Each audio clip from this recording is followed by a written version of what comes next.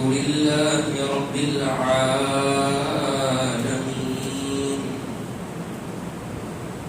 والصلاة والسلام على سيد الأنبياء والمرسلين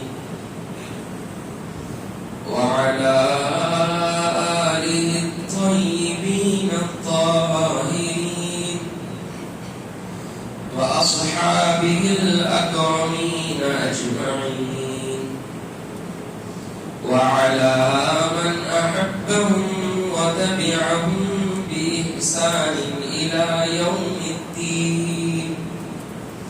أما بعد، فأعوذ بالله من الشيطان الرجيم. بسم الله الرحمن الرحيم. ولقد نصركم الله ببدر وأنتم أذلة فاتقوا الله لعلكم تشكرون. وقال الله تبارك وتعالى في شأن حبيبه إجلالا وإكراما: إن الله وملائكته يصلون على النبي يا أيها الذين آمنوا صلوا عليه وسلموا تسليما. اللهم صل على سيدنا نبينا ومولانا محمد وبارك وسلم بجاه نبيك طه وياسين بجاه سيد المرسلين والحمد لله رب العالمين.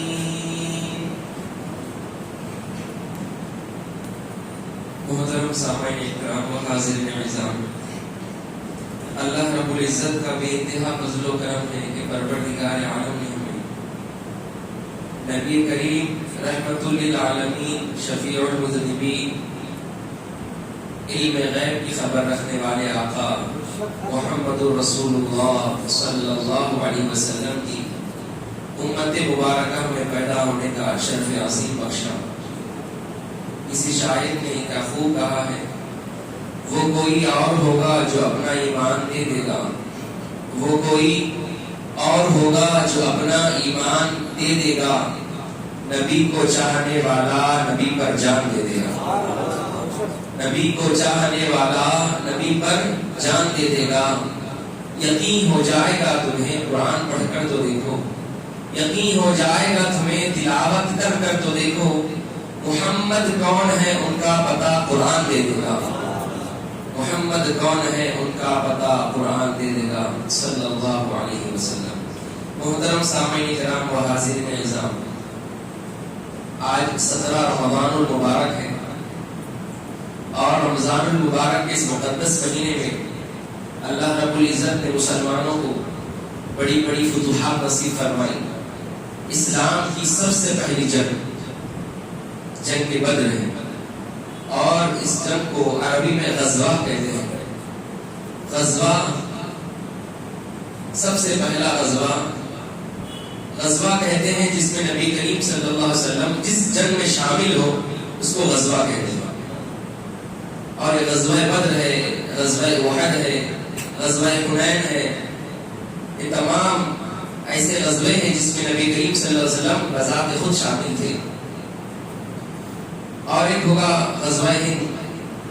ایک غزوہ تو ہو چکا ہے جب ہندوستان کا بٹوارا ہوا، تو یہ جنگ تھی یا غزوہ تھا. اور حدیث میں آیا ہے کہ ایک ہندوستان میں غزوہ ہوگا. حالانکہ غزوہ کہتے ہیں جس میں نبی کریم صلی اللہ علیہ وسلم بذات خود شامل ہوئے. غزوہ عربی میں کہتے ہیں جس میں بذات خود نبی کریم صلی اللہ علیہ وسلم شامل ہو. تو حدیثوں کی کتاب میں آتا ہے کہ ہندوستان میں غزوہ ہوگا. جنگ ہوگی الگ بات ہے، غزوہ ہوگا اور غزوے میں بذات خود نبی کریم صلی اللہ علیہ وسلم شامل ہوتے ہیں. محترم سامعین کرام و حاضرین نظام کو ایک الگ گفتگو ہے غزوہ ہند کی.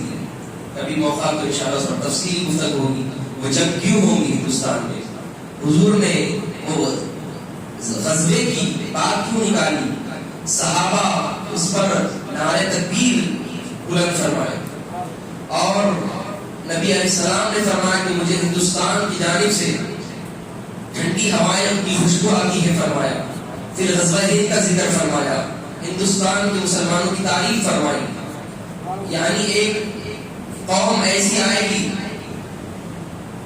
کہ جو مجھ سے صحابہ سے بڑھ کر مجھ سے محبت کرنے والی ہوگی فرمایا۔ کہا یا رسول اللہ وہ کیسا؟ ہم سے زیادہ محبت کرنے والے آپ سے؟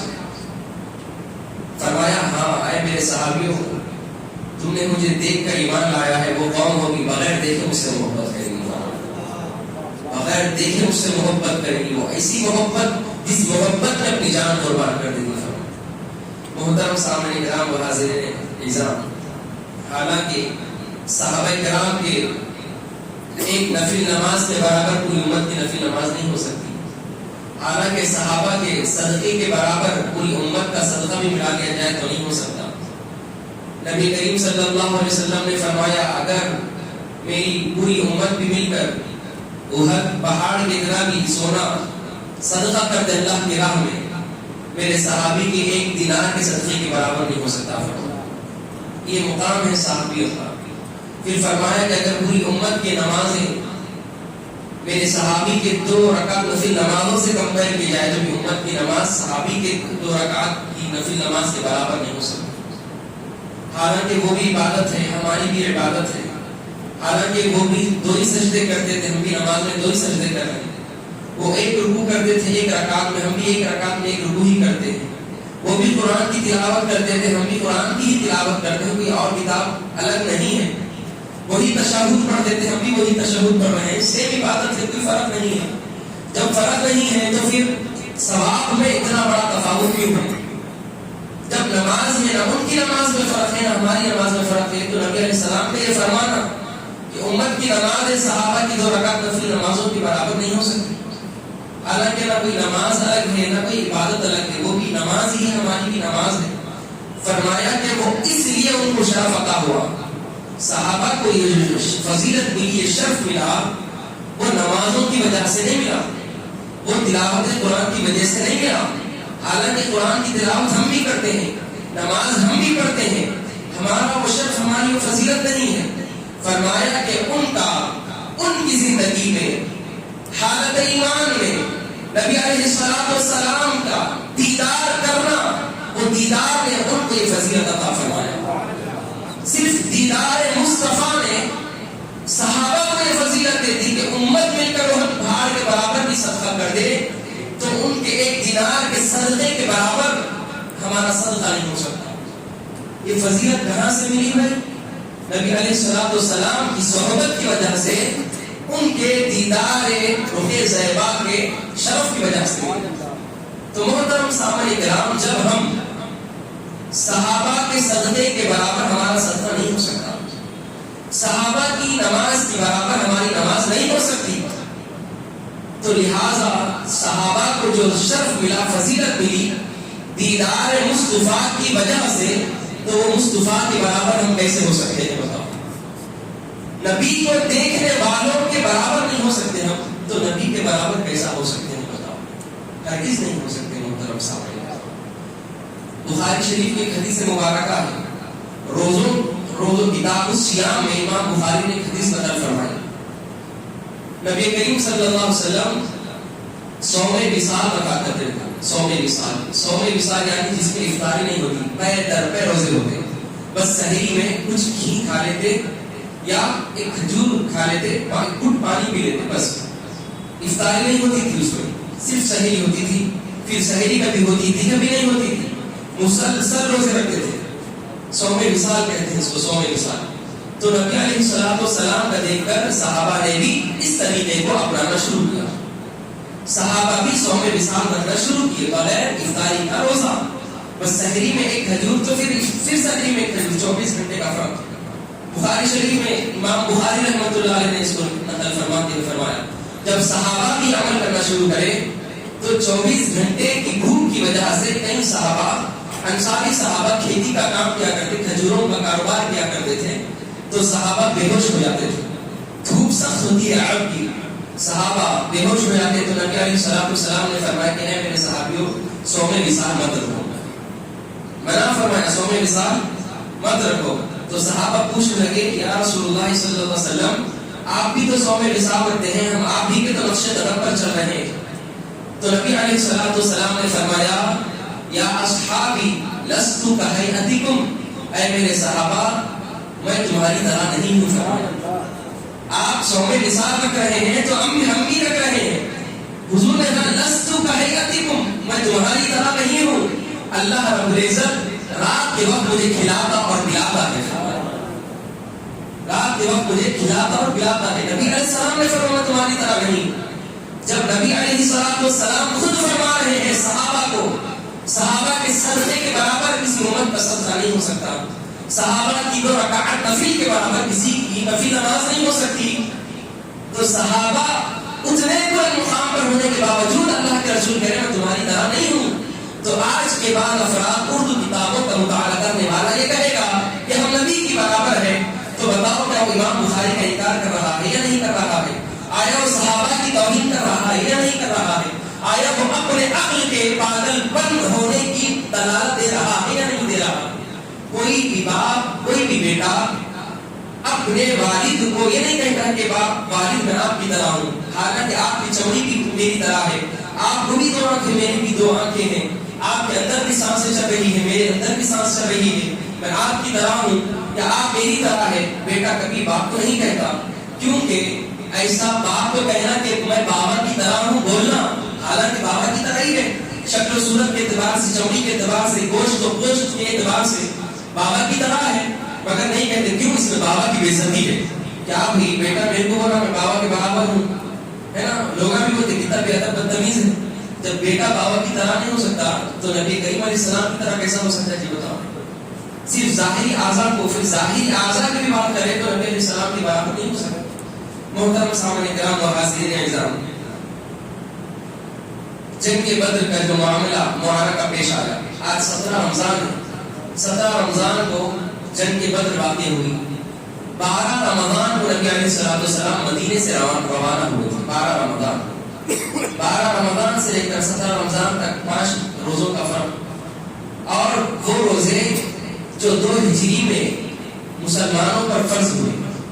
اللہ نے قرآن مجید میں فرمایا یا ایھا الذین آمنوا کتب علیکم الصیام کما کتب علی الذین من قبلکم لعلکم تتقون.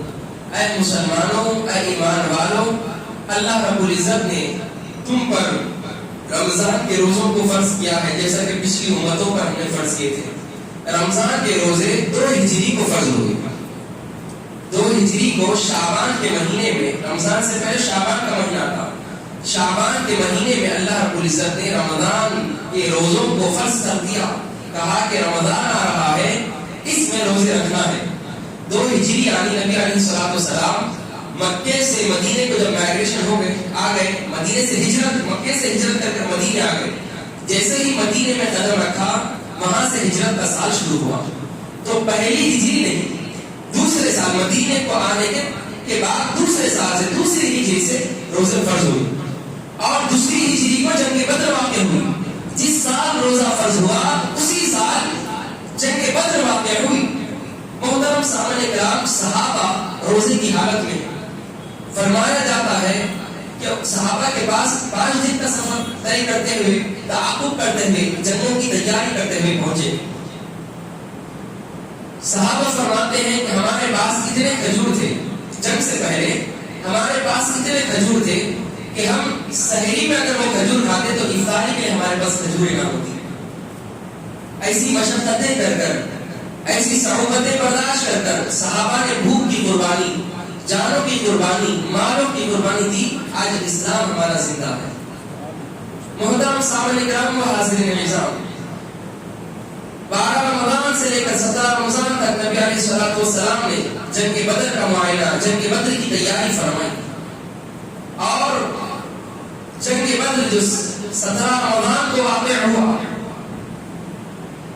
نبی کریم صلی اللہ علیہ وسلم رات کے وقت عبادت میں سجدے بسجود ہو کر دعا فرما رہے ہیں کہ اللہ، بخاری شریف میں حدیث مبارکہ ہے، اے اللہ یہ جو 313 یہ غلام جو اللہ کی بارگاہ میں حاضر ہے، حضور نماز پڑھ رہے ہیں، فرما رہے ہیں جنگ بدر میں مسلمانوں کی تعداد 313 تھی، بعض روایت میں کہا کہ 317 تھی، مگر صحیح قول کے مطابق 313 تھی۔ تاریخ میں اختلاف ہوتا ہے، کبھی گننے میں جو ہے راوی اونچ نیچ کرتے ہیں، تو تاریخ میں اختلاف کی وجہ سے یہ نہیں کہہ سکتے کہ کتاب غلط ہے، تاریخ میں اختلاف ہوتا ہے، اس اختلاف میں معتبر قول کو لیا جاتا ہے کہ اکثر علماء نے کیا کہا اس قول کو لیا جاتا ہے، ایک کا علماء نے اختلاف عالی نے اختلاف کیا تو اس قول کا اعتبار نہیں ہوتا ہے، ان کی تحقیق کے مطابق 5 بڑھ گئے ہوں گے، 4 بڑھ گئے ہوں گے، مگر معتبر قول یہ ہے کہ 313 صحابہ جنگ بدر میں موجود تھے۔ نبی کریم صلی اللہ علیہ وسلم دعا کر رہے ہیں کہ یا اللہ رب العزت یہ 313 تیری بارگاہ میں حاضر ہوئے ہیں، میں ان کو تیار کر کر تیری بارگاہ میں لایا ہوں، اے اللہ اگر ہم یہ جنگ ہار جائیں، اگر کفار ہمیں قتل کر دے، اگر ہم شہید کر دیے جائیں، تو اس روئے زمین پر مولا تیرے نام لینے والا کوئی نہ ہوگا، اس روئے زمین پر کلمہ طیبہ پڑھنے والا کوئی نہ ہوگا، اس روئے زمین پر کلمہ طیبہ کے پرچم کو لہرانے والا کوئی نہیں ہوگا، اے اللہ تو ہمیں فتح یابی عطا فرما، اے اللہ تو ہمیں کامیابی نصیب عطا فرما۔ حضور پاک علیہ الصلوۃ والسلام دعائیں کر رہے ہیں رات میں، اور پیچھے آئے غار صدیق اکبر رضی اللہ تعالیٰ کہتے ہیں یا رسول اللہ صلی اللہ علیہ وسلم آپ کے آنکھوں سے نکلنے والے آنسو اور آپ کا چہرہ مبارک اللہ کی بارگاہ میں اتنا مقبول ہے کہ اللہ کل ہمیں کامیابی نصیب عطا فرمائے گا۔ حضور کی بھی زبان ہے کہ کامیابی ملے گی، صدیق اکبر کی بھی زبان ہے کہ کامیابی ملے گی۔ دوسرے دن جنگ بدر واقع ہوئی، اللہ رب العزت نے اس بات کو قرآن مجید میں یہ ذکر فرمایا وَلَقَدْ نَصَرَكُمُ اللَّهُ بِبَدْرٍ وَأَنْتُمْ أَذِلَّةٌ، اے مسلمانوں بالتحقیق یہ بات یقینی ہے کہ اللہ نے بدر کے میدان میں تمہاری مدد فرمائی، اللہ نے بدر کے میدان میں تمہاری مدد فرمائی، حالانکہ ہر میدان میں اللہ کی مدد ہوتی ہے، ہر غزوے میں اللہ کی مدد ہوتی ہے، ہر جنگ میں اللہ کی مدد ہوتی ہے، مگر خاص کر اللہ نے بدر کے میدان میں فرمایا، بدر کا نام لے کر فرمایا کہ وَلَقَدْ نَصَرَكُمُ اللَّهُ بِبَدْرٍ، اللہ نے تمہاری مسلمانوں کی مدد فرمائی میدان بدر میں، وَأَنْتُمْ أَذِلَّةٌ، اور تم لوگ اس وقت بہت کم تھے، بہت تھوڑے تھے، کفار کے مقابل میں مسلمان بہت تھوڑے تھے، فَاتَّقُوا اللَّهَ، فرمایا کہ اللہ سے ڈرتے رہو۔ وہ صحابہ اللہ سے ڈرنے والے ہی تھے، وہ صحابہ نبی علیہ السلام پر جان فدا کرنے والے ہی تھے، وہ صحابہ اسلام کی خاطر مال و جان کو قربان کرنے والے ہی تھے، پھر بھی فرمایا کہ فَاتَّقُوا اللَّهَ، اللہ سے ڈرتے رہو، یعنی کامیابی جو ملی ہے اللہ کی جانب سے، اللہ کی طرف سے ملی ہے۔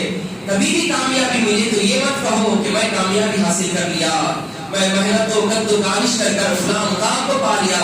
ہر کامیابی میں، ہر فتح یابی میں اللہ کی نصرت و مدد ہوتی ہے۔ تو اللہ سے ڈرو، تکبر، ریاکاری، غرور و گھمنڈ مت کرو۔ فرمایا اللہ سے ڈرو، اللہ سے ڈرو گے تو کیا ہوگا؟ لعلکم تشکرون، تو تم شکر گزار بندے بن جاؤ گے۔ اللہ کا ڈر دل میں رہے گا تو بندہ یہ کہے گا نہیں نہیں میرا کیا ہے اس میں، میری کوئی اوقات، میری کوئی حیثیت ہی نہیں ہے، میں جس مقام پر ہوں اللہ کا شکر ہے، اللہ کا شکر ادا کرتا ہوں کہ اللہ نے مجھے اس مقام پر پہنچایا۔ جب بھی اللہ کوئی نعمت عطا کرے تو اللہ کا شکر ادا کرنا چاہیے۔ تو اللہ رب العزت نے میدان بدر میں صحابہ کو کامیابی عطا فرمائی، تو صحابہ کو کہا کہ اللہ سے ڈرو مسلمانوں، اور اللہ کے شکر گزار بندے بن جاؤ۔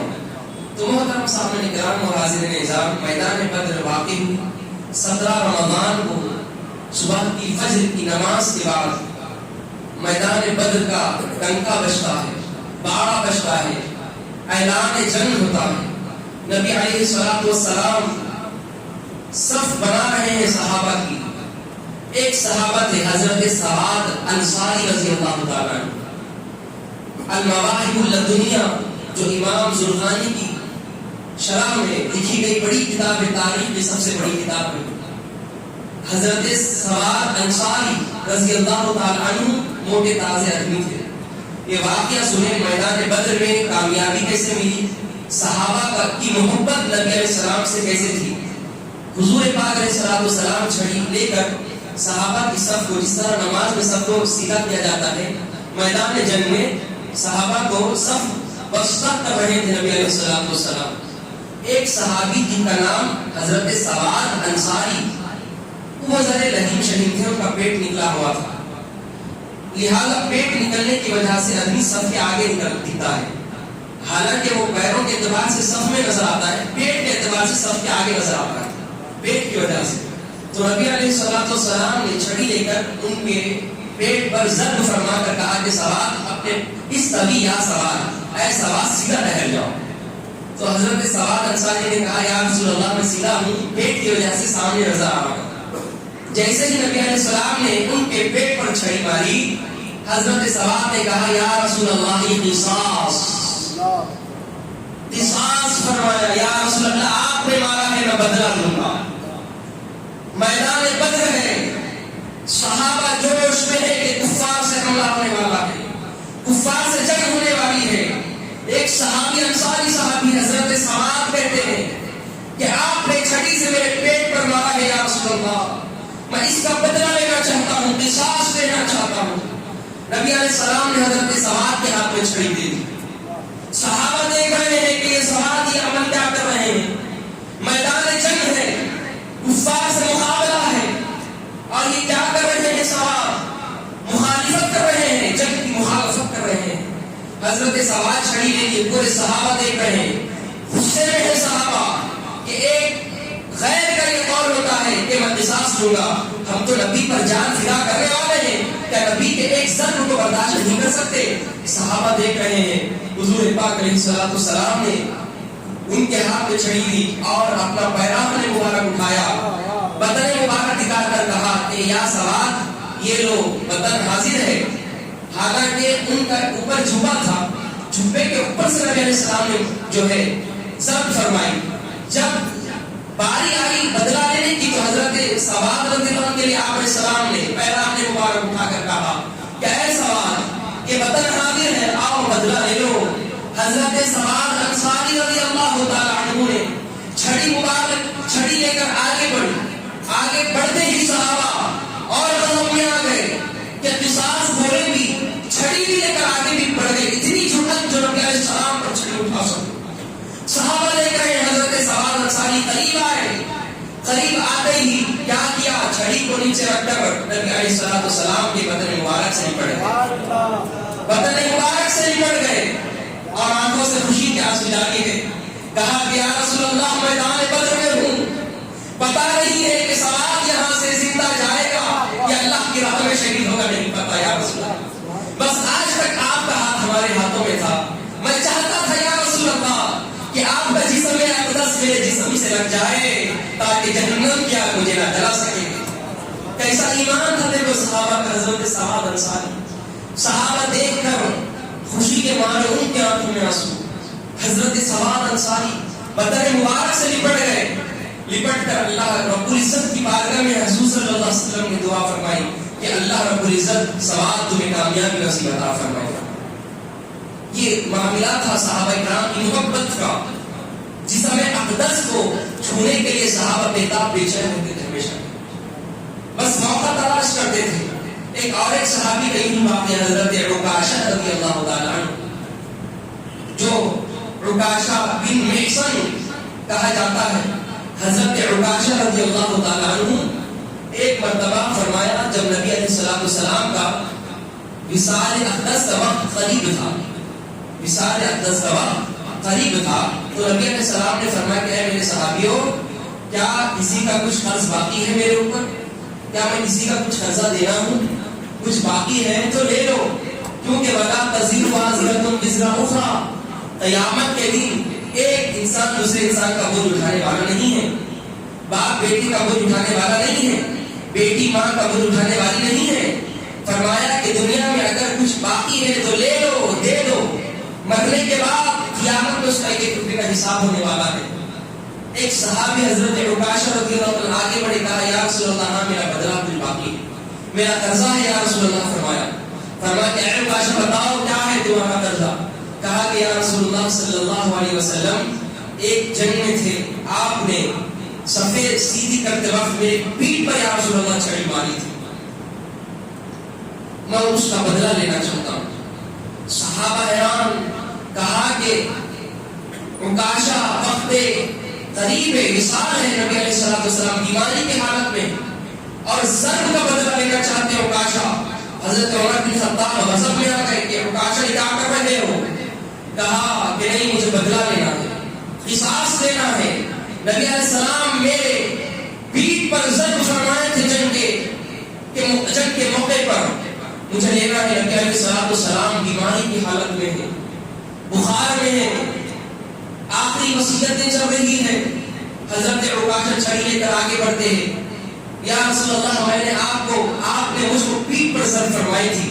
نبی علیہ السلام پہلان مبارک اٹھا دیے, اٹھا کر کہا کہ عکاشہ اب لو اپنا قصاص پورا کر دو, اپنا بدلہ لے لو.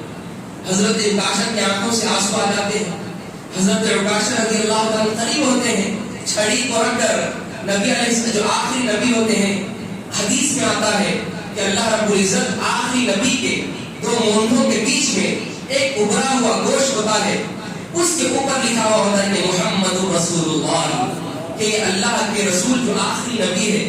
فرمایا حضرت عکاشہ نے پیران مبارک جیسے اٹھا, چھڑی رکھ کر جو ہے اس مبر نبوت کو حضرت عکاشہ چومتے ہیں. کہا کہ یا رسول اللہ بدلہ لینا مقصد نہیں تھا, آپ کے جسموں سے ہاتھ اور لب کو لگانا مقصد تھا. یہ معاملہ تھا صحابہ کرام کی محبت کا. محترم صحابہ کرام و حاضرین اعظام, اس کے بعد اب جنگ بدر کا میں آپ کو واقعہ بیان کرتا ہوں. جنگ بدر میں حضرت سعد بن ابی وقاص رضی اللہ تعالی عنہ کے بھائی حضرت عمیر بن ابی وقاص رضی اللہ تعالی عنہ ابھی جو چھوٹے تھے, کم عمر تھے, 8 یا 9 سال کے تھے, تو جنگ کے میدان میں بچے بوڑھے عورتوں کو اجازت نہیں ہوتی جنگ کے میدان میں آنے کی. تو لہذا وہ صحابہ رسول حضرت عمیر بن ابی وقاص جو سعد بن ابی وقاص کے بھائی ہیں, حضور کی بات ہے, حضور نے اعلان جنگ کے لیے فرما دیا کہ جنگ کی تیاریاں کرو, کفار پر حملہ کرنا ہے, کیونکہ کفار مسلمانوں کو بڑا ستا رہے ہیں. لہذا وہ صحابی بچے, چھوٹے بچے حضرت عمیر بن ابی وقاص رضی اللہ تعالی عنہ فرماتے ہیں کہ وہ حضور کی بارگاہ میں حاضر ہو گئے. حاضر ہو کر صحابہ کے ساتھ شامل ہو گئے, 313 صحابہ میں. حضور نے دیکھا کہ کہا کہ نہیں اے ابن وقاص, ابھی تم بہت چھوٹے ہو, بچوں کی اجازت نہیں ہے.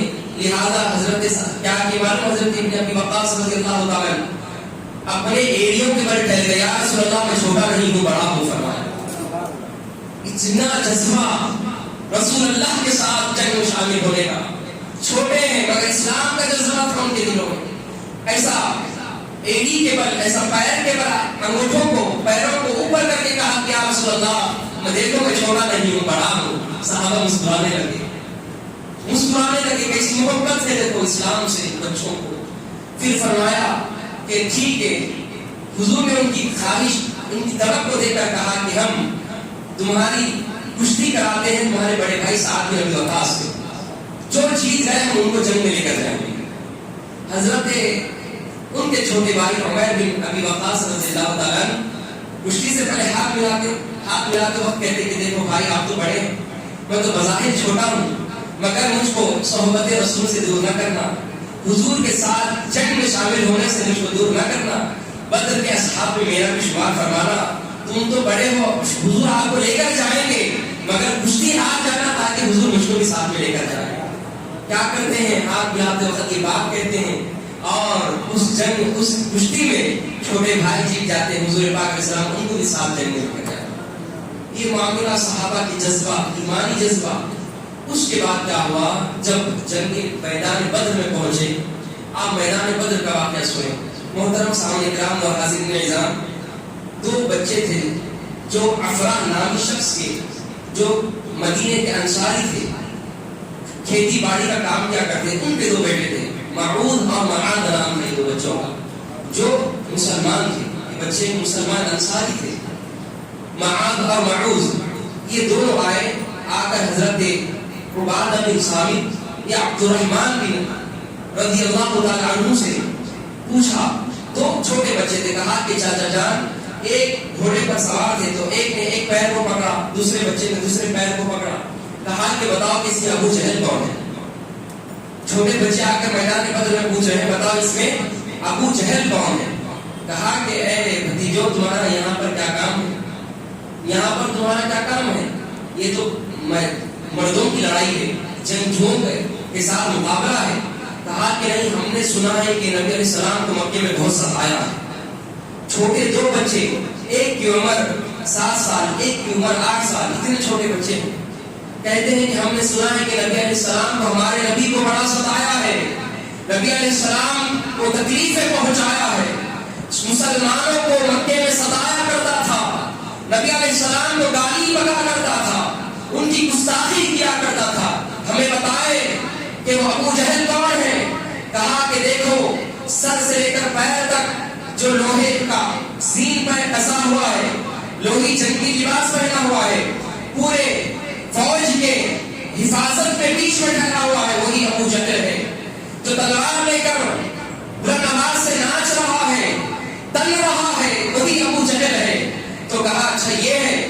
تو لہذا معاذ اور معوذ جو چھوٹے چھوٹے بچے تھے، نبی علیہ السلام کی محبت میں وہ لوگ کیا کیے، محافظوں کو چیرتے ہوئے کفار کی صف میں داخل ہو گئے. اور کفار یہ گمان کرنے لگے کہ یہ بچے ہیں نا کیا کریں گے، بچے ہیں مسلمان، یہ چھوٹے بچے ہیں کیا کریں گے، بچے کیا کر لیتے. لہذا وہ بولے کہ یہ لوگ ابو جہل کے قریب گئے تو ابو جہل نے حکارتوں نے لوگ چلے جاتے. ابو جہل یہ سمجھا کہ میرے جو بازو میں حفاظت میں ہے دستہ ان لوگوں کا حکار ہے تو نہ چلے جاتے. اب ایک دوسرے پہ ڈیپینڈ ہے کہ بچے ہیں نہ چلے جاتے، مسلمان کے بچے ہیں کچھ بھی نہیں کر سکتے. دو چھوٹے بچے ہیں معاذ اور معوذ رضی اللہ تعالی عنہما قریب گئے، نہ ان کو کسی کافر کے کسی دستے نے روکا، نہ ابو جہل کے محافظی دستوں نے روکا، نہ ابو جہل نے روکا. جنگ چل رہی ہے میدان جنگ میں، اچانک دھڑ بول کر گرنے کی آواز آتی. لوگ پلٹ کر دیکھتے ہیں کہ کون گرا ہوا ہے، دیکھتے ہیں کہ ابو جہل گھوڑے پر نہیں ہے بلکہ اس کے سینے پر معاذ اور معوذ ہے، جو اتنے بڑے ظالم کافر نبی علیہ السلام کے دشمن کو، مسلمانوں کے دشمن کو، جو پورے کفار جو 1000 کا لشکر لے کر میدان بدر میں ابو جہل آیا مسلمانوں کو ختم کرنے کی سازش رچ کر آیا. اللہ رب العزت نے کسی بہادر نہ امیر حمزہ رضی اللہ عنہ کے ہاتھ سے اس کی موت تھی، نہ حضرت سیدنا علی کے ہاتھ سے اس کی موت تھی. بڑے بڑے کافر صحابہ تھے. اللہ نے بتایا کہ کتنا بڑا بھی بہادر ہوگا، نبی علیہ السلام کے مسلمانوں کے مقابلے میں آیا تو اس کی اوقات، اس کی موت بچوں کے ہاتھ میں لکھی ہوئی ہوگی. بچوں کے ہاتھ سے ابو جہل جو سردار ہے کافروں کا، سردار کی موت مسلمان کے دو بچوں کے گھوڑے میں بیٹھے ہوئے تندرست آدمی کو نیچے گیا. جنگ کا یہ معاملہ ہے. دیکھتے ہیں کہ پوروں کی ہمت پست ہو گئی. کہا کہ جب بچوں میں یہ عالم ہے کہ سردار کافروں کے سردار کو بچوں نے مار دیا تو ہمارا کیا ہے. اب ان لوگوں میں بے چینی شروع ہوئی کافر. تو محترم سامنے کا یہ معاملہ مسلمانوں کا، مسلمانوں کے بچوں کا.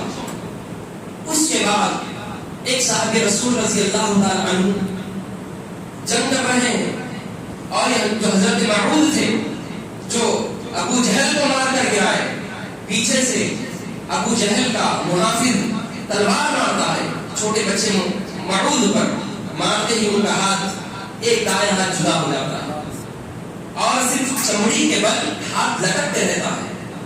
اور وہ تو درد کی وجہ سے وہ جنگ نہیں کر سک رہے تھے. ایمان دیکھو کیسا ہے، وہ جنگ کی وجہ سے، وہ درد کی وجہ سے ہاتھ کٹ تو گیا مگر چمڑی کے سہارے لٹک رہا ہے ہاتھ، دایاں ہاتھ. جنگ میں پریشانی ہو رہی ہے، تکلیف ہو رہی ہے مگر ایمانی جذبہ دیکھو، نبی علیہ السلام کی محبت دیکھو.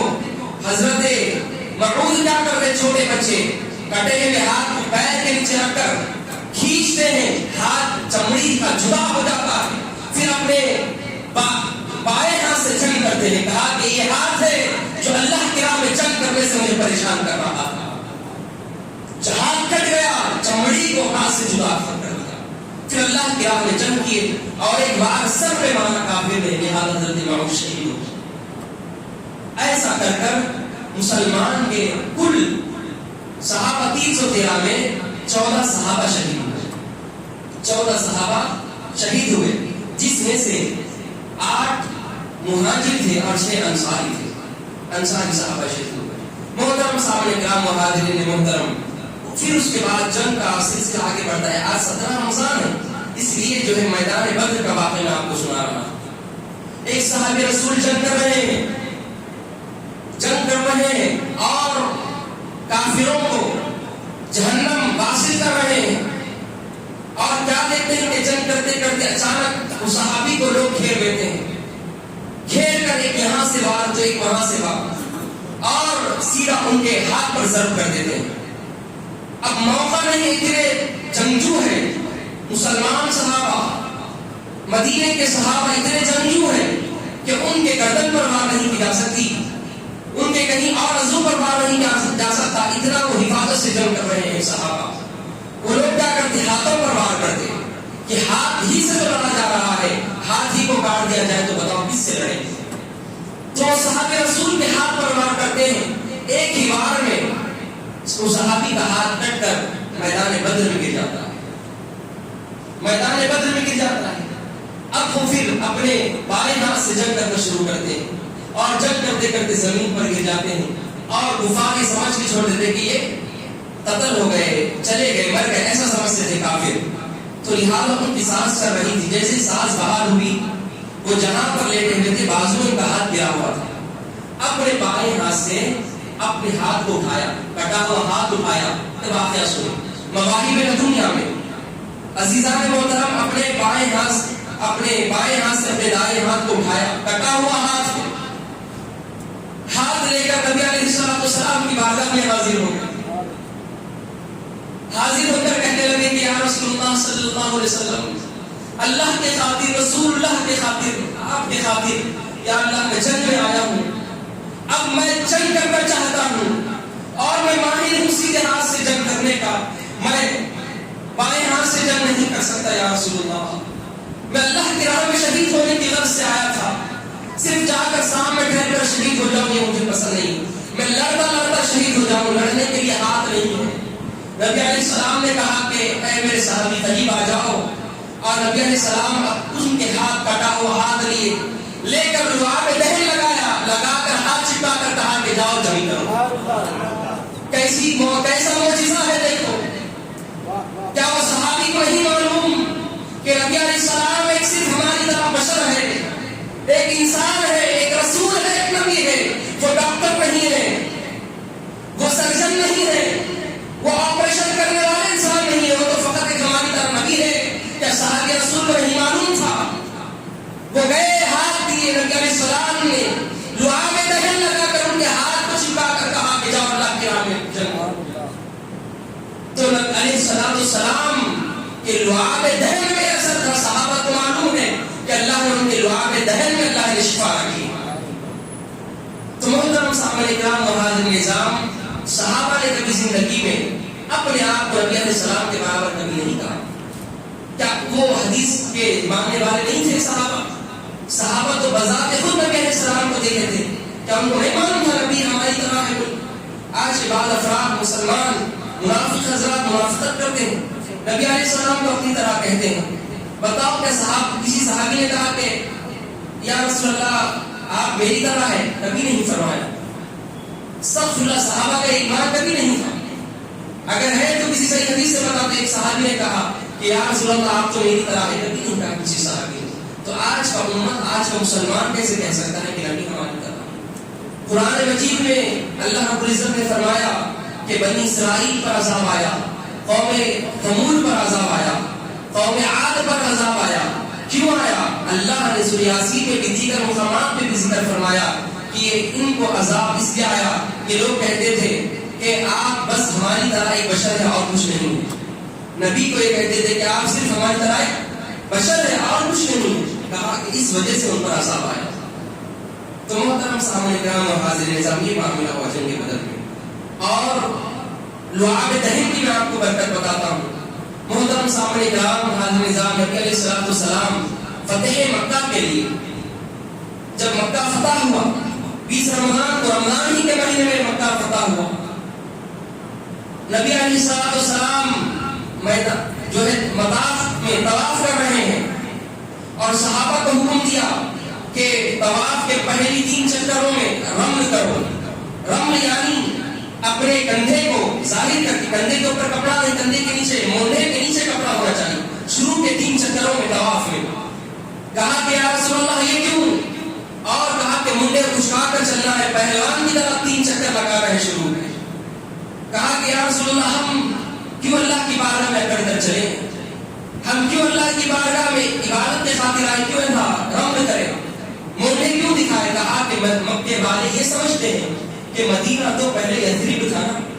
یثرب کا مطلب ہے بلاؤں کا شہر، بیماریوں کا شہر. یثرب تھا، نبی علیہ السلام جانے سے پہلے وہ مقام ایسا ہی تھا، یثرب تھا. عرب میں یثرب کہتے ہیں ایسا مقام جہاں پر کوئی بندہ جائے تو بیمار ہو کر آ جائے.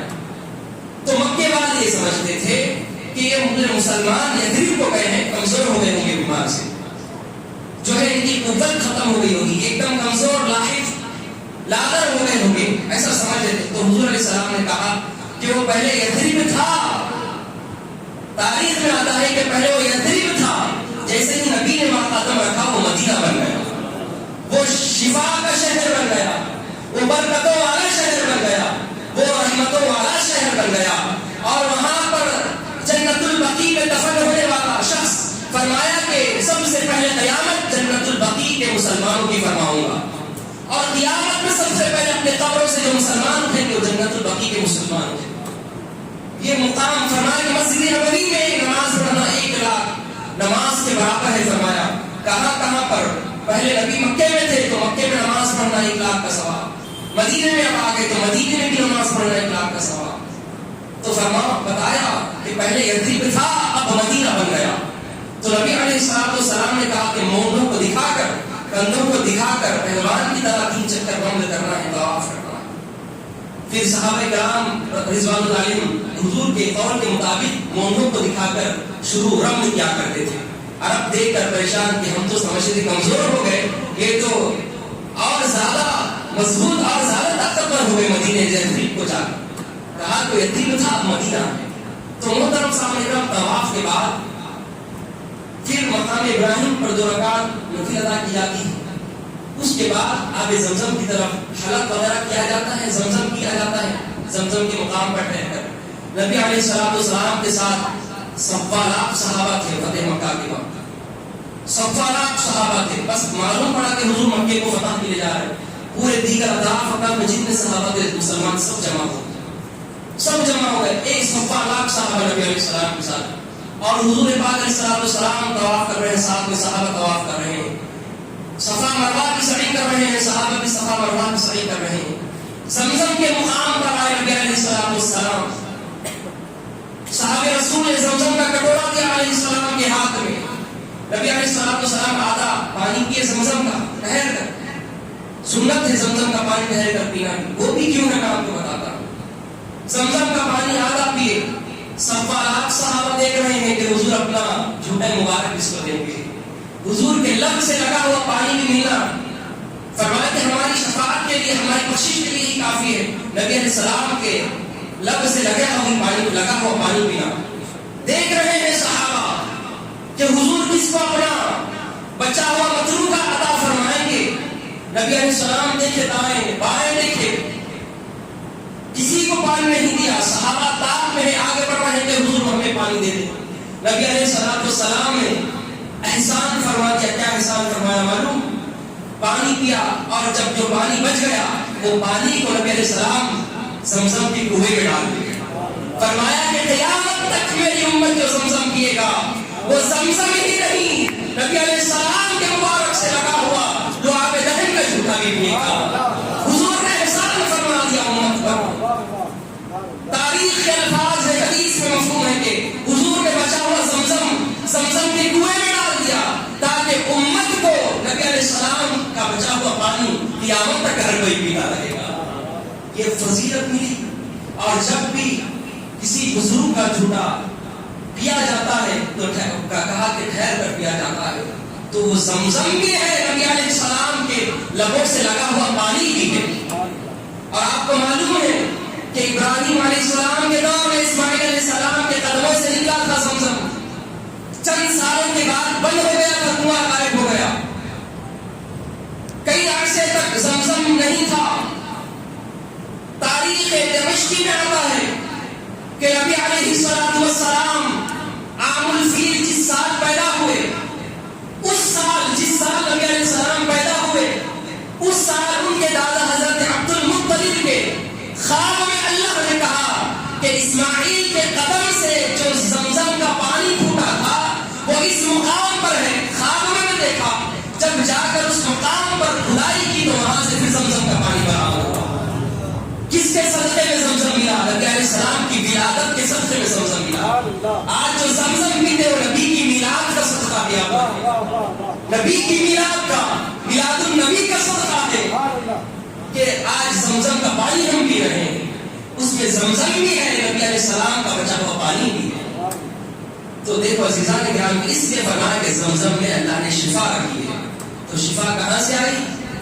وہ تو زمزم کا کنواں بند ہو چکا تھا نا۔ شفا نبی علیہ السلام کی دعا دہن سے اور ابراہیم اسماعیل علیہ السلام کے قدم مبارک کی برکت سے اس میں شفا ہے۔ تو محترم سامعین کرام، محاذر میرے ساتھ اور ایک بات عرض کرتا ہوں کہ نبی علیہ السلام اب آثار مبارک میلاد النبی آتا تو آثار مبارک کی زیارت کرائی جاتی ہے اکثر مقام پر، پانی کے اندر وہ آثار مبارک کو، اس کے پانی کو بھی تقسیم کیا جاتا ہے، لوگ پیتے ہیں، برکت کے خاطر پیتے ہیں، تو لوگ فتویٰ لگاتے ہیں کہ یہ کیوں کرتے ہیں، کہاں لکھا ہوا ہے، کیوں کرتے ہیں، کدھر کرتے ہیں۔ دو باتیں عرض کرتا ہوں عزیزان کرام، یہ ان کو نفرت، ان کو یہ نہیں ہے کہ میں ہم لوگ ان کو سدھارنا مقصد نہیں ہے ان کا۔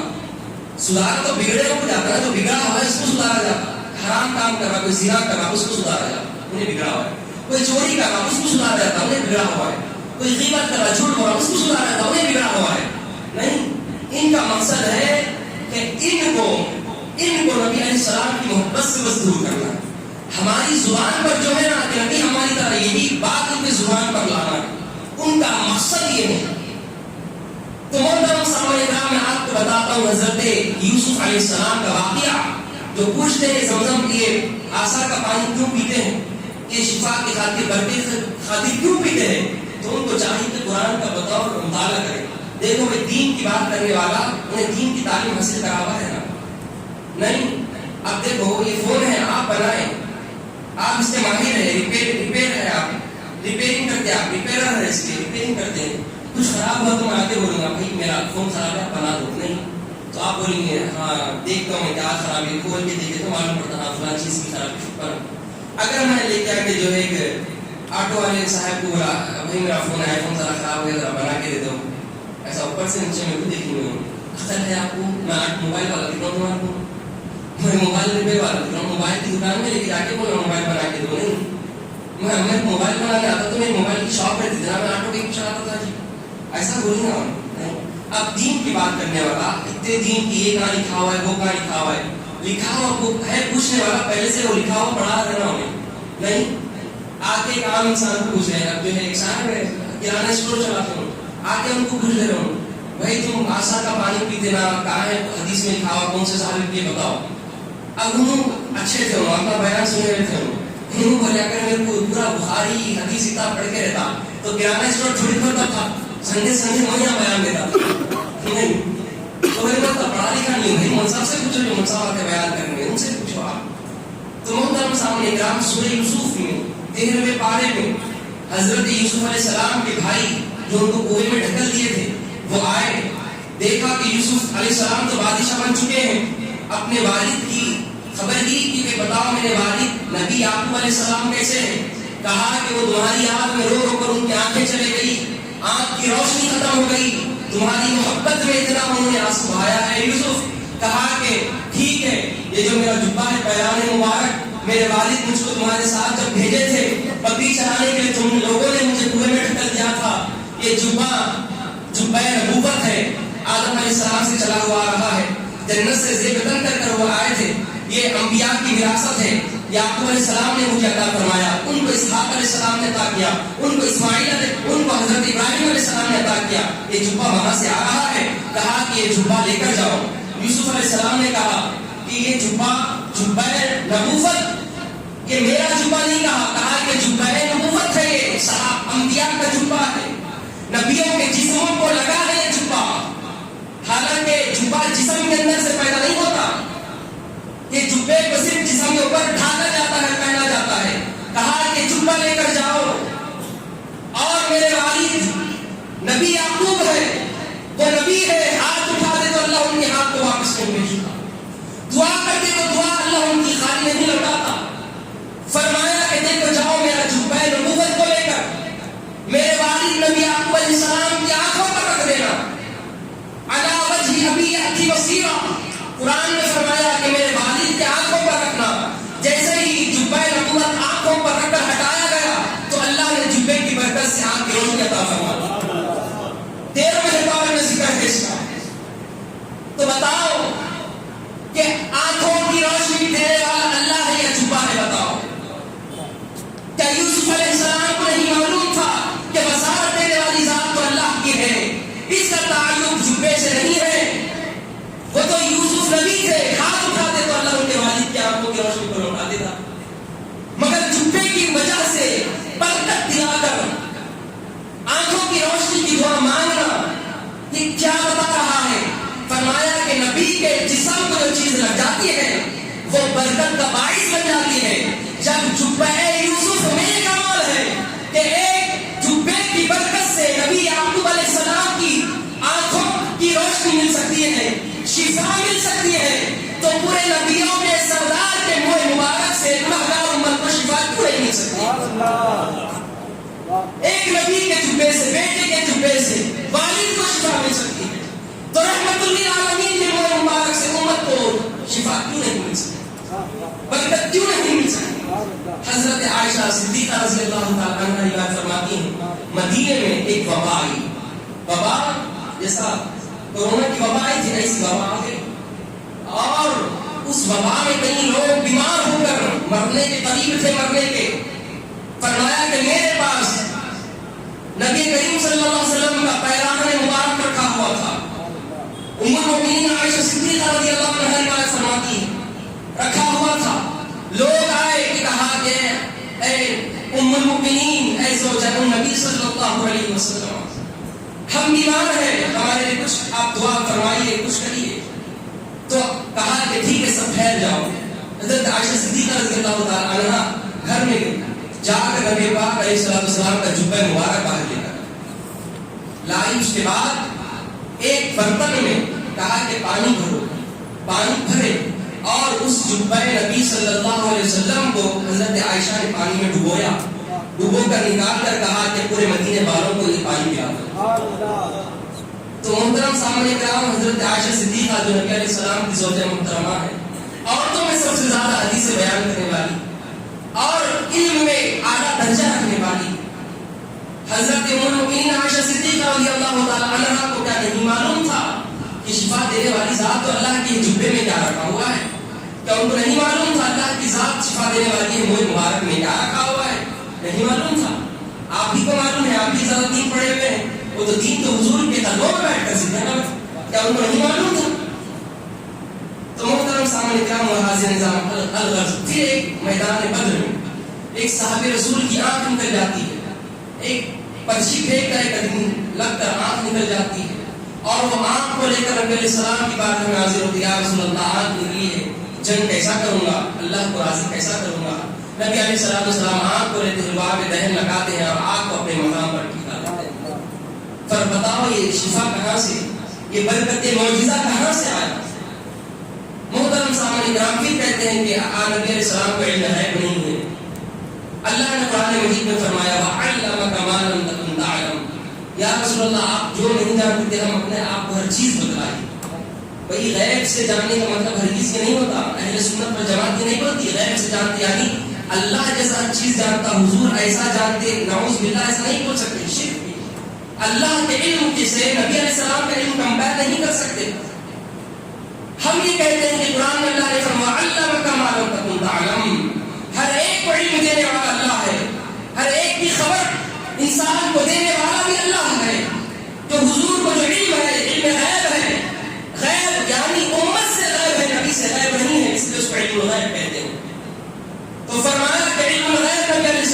السلام کو اللہ نے عطا فرمایا، بذات خود نہیں ہے، اللہ نے عطا فرمایا، اللہ کی عطائی کے بغیر کچھ ممکن نہیں ہے۔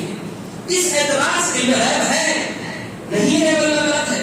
تو محترم سامعین کرام، جنگ بدر میں جیسا آپ نے سنا کہ میدان بدر کا نقشہ حضور جانتے ہیں، تو محترم سامعین کرام بخاری شریف کی حدیث مبارکہ ہے، ایک رات پہلے جنگ بدر 17 رمضان کو ہوا، تو 17 رمضان کی رات میں 17 رمضان کی صبح بدر کا میدان ہوا، رات میں دیکھتے ہیں کہ حضور پاک علیہ السلام چند صحابہ کو لے کر میدان بدر میں لے جا کر چھڑی سے جو ہے نشان فرمایا کہ اے علی دیکھنا یہاں اتبا کل مرا ہوا ملے گا، اے علی دیکھنا یہاں ابو جہل گرا ہوا ہوگا اور اس کا ایک ہاتھ اوپر ہوگا ایک ہاتھ نیچے ہوگا، ہاتھ کہاں ہوگا وہ بھی بتا رہے ہیں، گردن کس رخ قبلے کی کس موڑ پہ ہوگا وہ بھی بتا رہے ہیں۔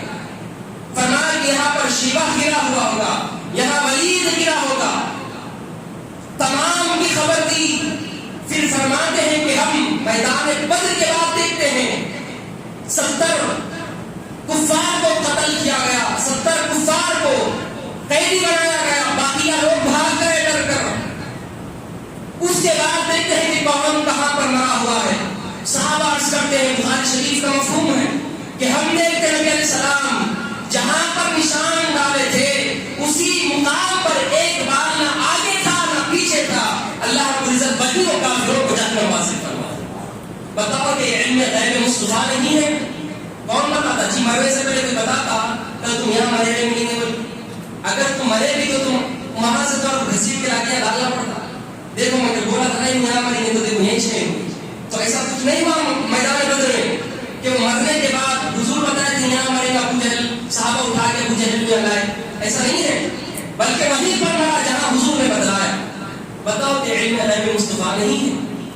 تو محترم سامعین کرام، وہاں ایسی بہت ساری باتیں ہیں جہاں نبی علیہ السلام کا علم غیب ثابت ہوتا ہے۔ حاضرین محترم، اب بتاؤ یہ جنگ بدر میں 313 صحابہ تھے، کم و بیش 950 یا 1000 کی تعداد کفار کی تھی۔ اللہ نے فرمایا وَأَنْتُمْ أَذِلَّةٌ، تم تھوڑے تھے اس وقت، ہم تمہاری مدد کریں۔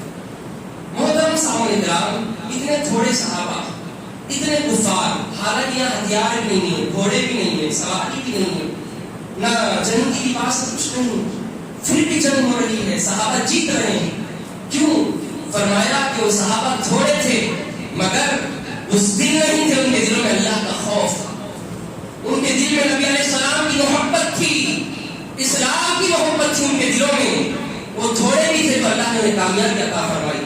آج ہماری تعداد تو 313 سے بھی کہیں زیادہ ہے، لاکھوں بھی کروڑوں میں ہماری تعداد ہے مسلمانوں کی، اس کے بعد بھی وہ 313 تھے، پھر بھی اللہ نے انہیں کامیابی عطا فرمائی ہزاروں کے مقابلے میں۔ آج ہم کروڑوں میں ہیں، کروڑوں میں، مگر کیوں کامیابی ہمیں نہیں مل رہی ہے؟ بتاؤ کیوں ہم پیچھے رہے ہمیشہ، کیوں ہم ہمیشہ دوسروں کے غلام بنے رہے ہیں؟ یہ کیوں ہو رہا ہے ہمارے ساتھ؟ صحابہ کم تھے تو اللہ انہیں کامیابی عطا فرماتا تھا، آج ہم اتنی میجورٹی میں ہیں، ہماری تعداد اتنی زیادہ ہے کروڑوں میں، مسلمانوں کی تعداد پوری دنیا میں، پھر بھی ہم پیچھے رہ رہے ہیں۔ کیوں ہے اس طرح کا معاملہ؟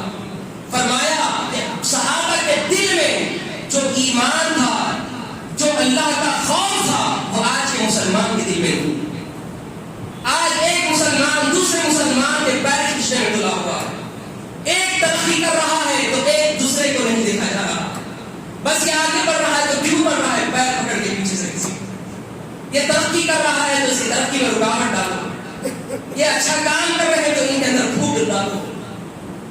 آج کل تو اکثر مساجد میں ایسا ہو رہا ہے، عزیزان کرام، ایک اب کمیٹی ہے اچھا کام کر رہی ہے، کمیٹی لے کر اچھا چل رہی ہے، انتظامات اتوار آپ کو درس دیا جا رہا ہے، ہر اچھی باتیں کہیں معلوم ہو رہی ہے، جمعہ میں اچھا انتظام ہے، افطار میں اچھا انتظام ہے، تراویح کا انتظام ہے، صاف صفائی اسی کا خیال ہے، اب اتنا اچھا کام کر رہی ہے، تو لہٰذا کوئی نہ کوئی ایک ہوتا ہے کہ جو ہے اس میں فتنہ پیدا کرنے کی کوشش کر دیتا ہے، تو پھر کیا ہوتا ہے؟ انتظامات خراب ہو جاتے ہیں۔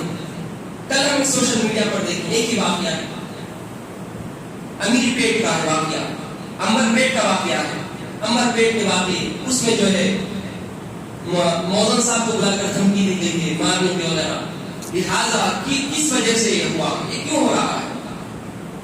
محترم سامنے کا محمد سے اتنا ہی ہے کہ کوئی آگے بڑھ رہا ہے تو اس کو پیچھے کھینچنے کی کوشش کی جاتی.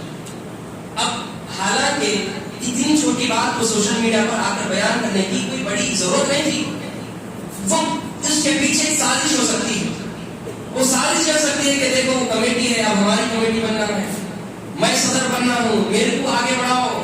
ایک کام کروں ان کے خلاف سوشل میڈیا پہ بیان دو, میں بدنام ہوتے میں صدر بن جاتا ہوں, میں ایک معتمد بن جاتا ہوں. عہدے کی لالچ کے لیے ایک آدمی اچھا کام کر رہا وہ ہضم نہیں ہوتا ہمارے لوگوں کو. ایک آدمی اچھا ورک کر رہا, لوگوں کو اچھا سما رہا, وہ ہضم نہیں ہوتا. حالانکہ کبھی کوئی عالم, حافظ, مؤذن ہو, امام ہو, صاحب ہو, کبھی وہ کسی کے سامنے اپنا گلا شکوہ بیان نہیں کرتے, اللہ سے بیان کرتے ہیں اپنا گلا شکوہ. کم بھی تنخواہیں تو برداشت کر لیتے ہیں, کوئی کچھ بولے بھی تو دعا دے دیتے ہیں. اچھے لوگ ہوتے ہیں وہ لوگ, اچھے جو پڑھے لکھے لوگ ہوتے ہیں وہ ایسا کرتے ہیں, کسی سے گلا شکوہ نہیں کرتے. سوشل میڈیا پر آ کر وہ گلا شکوہ کر رہے ہیں, اس کا مطلب وہ ان اپنی طرف سے نہیں, کسی اور کی وجہ سے بہکانے سے. تو محترم سامنے کرام, آج کے دور میں کسی پہ ڈیپینڈنٹ ہو کے نہیں جینا. انہیں ایسا بولا تم کر دو, کرنے تم سامنے والا مشورہ بھی دیا تو آیا کہ زندگی میں میرے لیے صحیح ہے یا نہیں, ان فیوچر کا اس سے میرے کو نقصان پہنچنے والا ہے. اپنے اللہ نے عقل دی ہے نا, اگر ہم برابر کھانے کھاتے, کوئی چارہ تو نہیں کھاتا, گھاس تو نہیں کھاتے, کوئی کھانا نہیں کھاتے 3 وقت, وہ بھی اچھی غذا کھاتے نہیں. اللہ عقل دی بول کے کام کرتے, پھر کوئی بھی انسان آ کے بہکاتے پر بہک جاتے, کوئی بھی انسان آ کے بات بولتے پر فوری سن لیتے. سننا کرنے کے بعد عمل نہیں کرنا. عمل کب کرنا؟ کوئی آ کے ہمارا مشورہ دے رہا, اس پہ غور و فکر کرنا پڑے. ٹھیک ہے بھائی آپ بتائیں, اچھی بات ہے, میں غور و فکر کرتا ہوں. ایسا آپ بول دیے, بتاتا ہوں اس کو, ایسا ہم نے ایسا کرا, اس کو بات چھوڑتا ہوں. یہ جذباتی نہیں ہونا. تو کبھی بھی کوئی بات ہمارے کوئی پہنچایا تو تحقیق کرنا. آج غیبت کا بازار بہت عام ہے, گرم ہے غیبت کا بازار. آگے بولے کہ انہیں فلاں ایسا کرا, 4 لوگوں نے ٹھہر کے بول دیا, اب 4 بھی سب پھرے ہوئے ایسا کرا, انہیں کیسے کرتا اس کو بتا دو, میں نے چھوڑتا ہوں بتاتا ہوں اس کو. انہیں میرے کو مار دیا بھائی, بھری مار, بابا کو آ کے شکایت کرے, چاچا کو شکایت کرے, بابا نے میرے کو بھری مار, کیسا چھوڑا میرے بیٹے کے اوپر ہاتھ کیسا اٹھایا, بھاگ کے آ کے نکل فلاں پکڑ کے لڑائی, پھر وہ لڑائی پولیس اسٹیشن کورٹ, وہ کورٹ پھر جیل. یہ عالم ہے ہمارا. محترم سامنے کرام و حاضرین نظام, اب غور فرمائیے, اب کیا وہ شخص جو جس سے لڑائی ہوئی آ کے خبر دی کہ انہوں نے میرے ساتھ ایسا کرا, کیا تحقیق کرتے ہیں کبھی؟ بھائی تم مارے تو کیوں مارے, کیا کس کی غلطی ہے؟ تحقیق کرنے والا انسان کبھی بھی حق پسند ہوتا ہے, انصاف پسند ہوتا, تحقیق کرنا کبھی بھی. ان سے فلاں علاؤدین بھائی سے میں ایک بات سن لیا, بلکہ انہوں ایسا کرے بلکہ ان کے اوپر میں غصہ کر کے الزام تہمت لگا دیا, تو یہ غلط ہے. انہوں ایسا کرے تو کیوں کرے بھائی, بولے کیا آپ سامنے اٹھائے, آپ بولے کیا ایسا. تو عزیزان گرامی, انصاف پسند ہونا, حق پسند بننا. ایک واقعہ سنا کر اعتکاف کے مسائل ذکر کرتا ہوں, اس کا فدیہ جو ہم فدیہ نکالتے ہیں روزے کا, وہ مسائل ذکر کرتا ہوں. محترم سامنے کرام والا نظام, مدینہ منورہ میں ایک عورت چوری کی, اور وہ عورت تھی ایک بڑے قبیلے سے تعلق رکھتی تھی. چوری کی تو اسلام کا قانون ہے کہ جو چوری کرتے ہیں والسارق والسارقۃ فاقطعوا ایدیہما, چور اور چورنی جو بھی ہے ان کا ہاتھ کاٹ دیا جائے. ہاتھ کاٹنے کا حکم ہے چوری کا. ایک بڑے قبیلے کی عورت چوری کی, اللہ کے رسول نے فرمایا کہ وہ چورنی کو پکڑ کر لاؤ, اس کے ہاتھ کاٹنے. اسلام کا قانون ہے, اللہ کا حکم ہے قرآن مجید میں. تو ان کو, وہ عورت کو جب بولا گیا تو صحابہ نے اس کے, یا رسول اللہ بڑے قبیلے کی عورت ہے, وہ قبیلہ خطرناک ہے, اگر ہم ان کو ان کی قبیلے کی عورت کا ہاتھ کاٹ دیں گے تو وہ لوگ مسلمان جو بڑے پھر مرتد ہو جائیں گے, یا مسلمانوں سے جنگ کریں گے. ہمارے قبیلے کی عورت کو کہتے تم ہاتھ کاٹے لڑیں گے, یا رسول اللہ بڑے لوگ ہیں, نہیں کر سکتے. تو حضور علیہ السلام کا چہرہ غضبناک لال ہو گیا. صحابہ کہہ رہے ہیں کہ حضور بول رہے ہیں اللہ کا حکم ہے, کہہ رہے ہیں کہ بڑے لوگ ہیں چھوڑ دو. حضور علیہ السلام کا چہرہ لال ہو گیا, کہا کہ اے میرے صحابیوں, یہی وجہ سے پچھلی امتوں میں عذاب آیا کرتا تھا کہ یہ بڑا ہے, اس کو چھوڑ دو. انصاف نہیں کرتے تھے پچھلی امتیں, انصاف نہ کرنے کی وجہ سے اللہ نے ان پر عذاب نازل فرما دیا. اگر میرے صحابیوں سن لو, میں محمد رسول اللہ ہوں,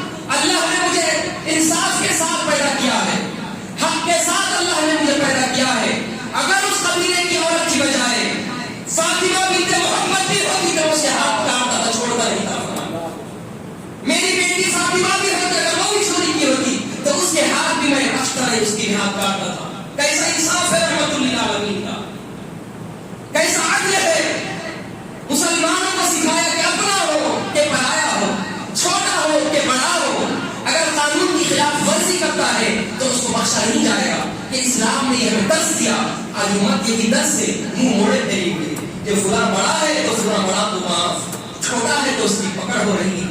یہ اسلام کے خلاف اس وجہ سے تباہی غیر پچھلی امتوں میں آیا کرتی تھی. کوئی بھی ہو، جب اللہ نے آپ کو طاقت دی ہے، اللہ نے آپ کو یونٹی عطا کی ہے، تو لہٰذا اس یونٹی کے تحت کہ وہ بڑا ہو کہ چھوٹا ہو، امیر ہو کہ غریب ہو، اگر قانون کی خلاف ورزی کرتا ہے تو اس کو بخشا نہیں جاتا. وہاں کا اعتدال، وہاں کا ماحول صحیح اور فضا رہتی ہے. یہ واقعی عزیزان گرامی کا ہمیشہ انصاف سے کام کرے، نہ انصافی سے حدیث کام نہ کرے، جس کا حق ہے اس کو برابر پہنچائے اور کسی کے ساتھ ظلم نہ کرے کبھی بھی. اور محترم سامعین کرام، حاضرین اعزام، اللہ کے نبی کریم صلی اللہ علیہ وسلم نے ارشاد فرمایا کہ اولہ رحمت و اوسطہ مغفرت و آخرہ عتق من النار.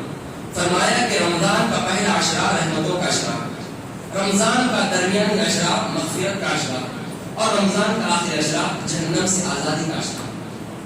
جہنم سے آزادی کا عشرہ. اب یہ عشرہ جو ہمارے درمیان ہے، یہ عشرہ مغفرت کا عشرہ. اللہ رب العزت اس عشرے میں 10 دن میں کئی سارے گناہ گاروں کے گناہوں کو معاف فرماتا ہے، بے حساب مغفرت ہوتی ہے. پھر فرمایا کہ آخری عشرے میں اللہ رب العزت کئی گناہ گاروں کو جن پر جہنم واجب ہو چکی تھی، اللہ رب العزت انہیں جہنم سے آزادی فرماتا ہے. ایک بات بتاؤ، حدیث ہے، یہ حدیث ہے کہ اللہ آخری عشرہ ہے، جہنم سے آزادی ہے. آزادی کب ملتی بتاؤ؟ قید ملی تو پھر آزادی ملتی نا. اب تک کوئی جہنم میں گیا؟ ابھی تو قیامت آئی تو جہنم میں جائیں گے نا. ابھی تو نہ قیامت آئی نہ حساب کتاب ہے، کوئی جہنم میں گیا. اللہ کو حضور فرماتے کہ جہنم سے آزادی ملے گی، تو ابھی گیا ہے نہیں تو آزادی کیسا ملتی تھی؟ ابھی اس کو بیل ملی گی بول رہے تو بیل کب ملتی؟ جیل میں گیا تو بیل ملتی ہے. جیل میں جانے سے پہلے بیل ملتی، اس میں کیس بک ہونا چاہیے، جانا اس کا بیل جو ہے ریلیز ہوتا نا. اگر اس کو بیل ملی تو ارے بھی جیل میں نہیں گیا تو اس کو بیل کیسا ملتی؟ اور اگر اس کو جہنم سے آزادی ملی، ارے جہنم میں نہیں گیا تو آزادی کیسا ملتی؟ سمجھ رہے ہیں آپ؟ تو آخری عشرے میں جہنم سے آزادی ملتی ہے. حدیث کا مفہوم میں سمجھا رہا ہوں. حدیث پڑھنا کمال نہیں ہے، حدیث پڑھانا کمال نہیں ہے، حدیث کو سمجھنا سمجھانا کمال. یہی تو علم ہے. بس اٹھا لیے کتاب پڑھ لیے بغیر سمجھے، بس یہ بول دیے حضور کیا بولے کیوں ایسا؟ جب ابھی جہنم میں گئے تو جہنم سے آزادی کا کیا مطلب؟ یہ سمجھنا ضروری ہے. جنت کے دروازے کھلتے تو کیوں کھلتے ہیں؟ جہنم کے دروازے بند ہوتے تو کیوں ہوتے ہیں؟ جب وہ کھلے تھے تو کوئی تکلیف ہو رہی تھی ہماری، تو پھر یہ نبی کا فرمان کیوں ہے؟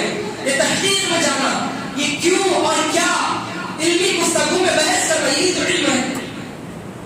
تو اللہ نے گرامی قدر فرمایا گیا کہ جہنم سے آزادی کا مطلب محدثین نے لکھا ہے کہ انسان گناہ کر اتنا گناہ اپنے نام اعمال میں جمع کر لیا، جب اگر اس کا حساب کتاب کیا جائے تو لہذا اس کے گناہوں سے معلوم پڑتا ہے کہ اس پر جہنم واجب ہو چکی ہے، اس پر جہنم واجب ہو چکی ہے. اس کے گناہوں سے، اس کی زندگی سے پتا چلتا ہے. اتنے گناہگار شخص کو بھی اتنے گناہ کی وجہ سے جو جہنم میں جانے کا مستحق بن گیا، اللہ رب العزت رمضان جیسے مقدس مہینے میں اتنے بڑے گناہگار کی مغفرت فرماتا ہے. اس کو معاف کر کے پھر سے موقع دیتا ہے کہ پھر سے نیکی کرو، اللہ کو راضی کرو. یہ مطلب ہے جہنم سے آزادی کا. محترم سامنے کرام، تو یہ آخری عشرے میں نبی کریم صلی اللہ علیہ وسلم اپنی زندگی میں 9 سال 10 سال مدینے میں رہے. 1 سال تو روزہ فرض نہیں ہوا، تو 9 سال نبی علیہ السلام آخر کے 10 دن عشرے میں اعتکاف میں بیٹھا کیا کرتے تھے. مسجد میں اعتکاف، معتکف بننا. محترم سامنے کرام، آخری عشرے میں معتکف رہنا سنت مؤکدہ. سنت مؤکدہ کا یعنی یہ ہے کہ اس کو ادا کرنا ضروری ہے. اگر محلے میں ایک بندہ بھی محلے کی مسجد میں اعتکاف نہیں بیٹھا تو پورا محلہ گنہگار ہے. اگر محلے میں مسجد میں نماز کی تراویح جماعت سے نہیں ہوئی تو پورا محلہ گنہگار ہے. سنت مؤکدہ کفایہ ہے، تو لہذا اعتکاف بیٹھنا، اعتکاف سنت مؤکدہ ہے. نہیں بیٹھے تو پورا محلہ گنہگار ہوتا. اور فرمایا کہ جو بندہ اعتکاف میں بیٹھتا ہے 10 دن آخر کے 10 دن اعتکاف بیٹھتا ہے، حضور پاک علیہ السلام نے فرمایا کہ اللہ رب العزت اسے 2 حج اور 2 عمرے مقبول عمرے کا ثواب عطا فرماتا ہے. معمولی بات ہے 2 حج 2 عمرے مقبول حج کا ثواب.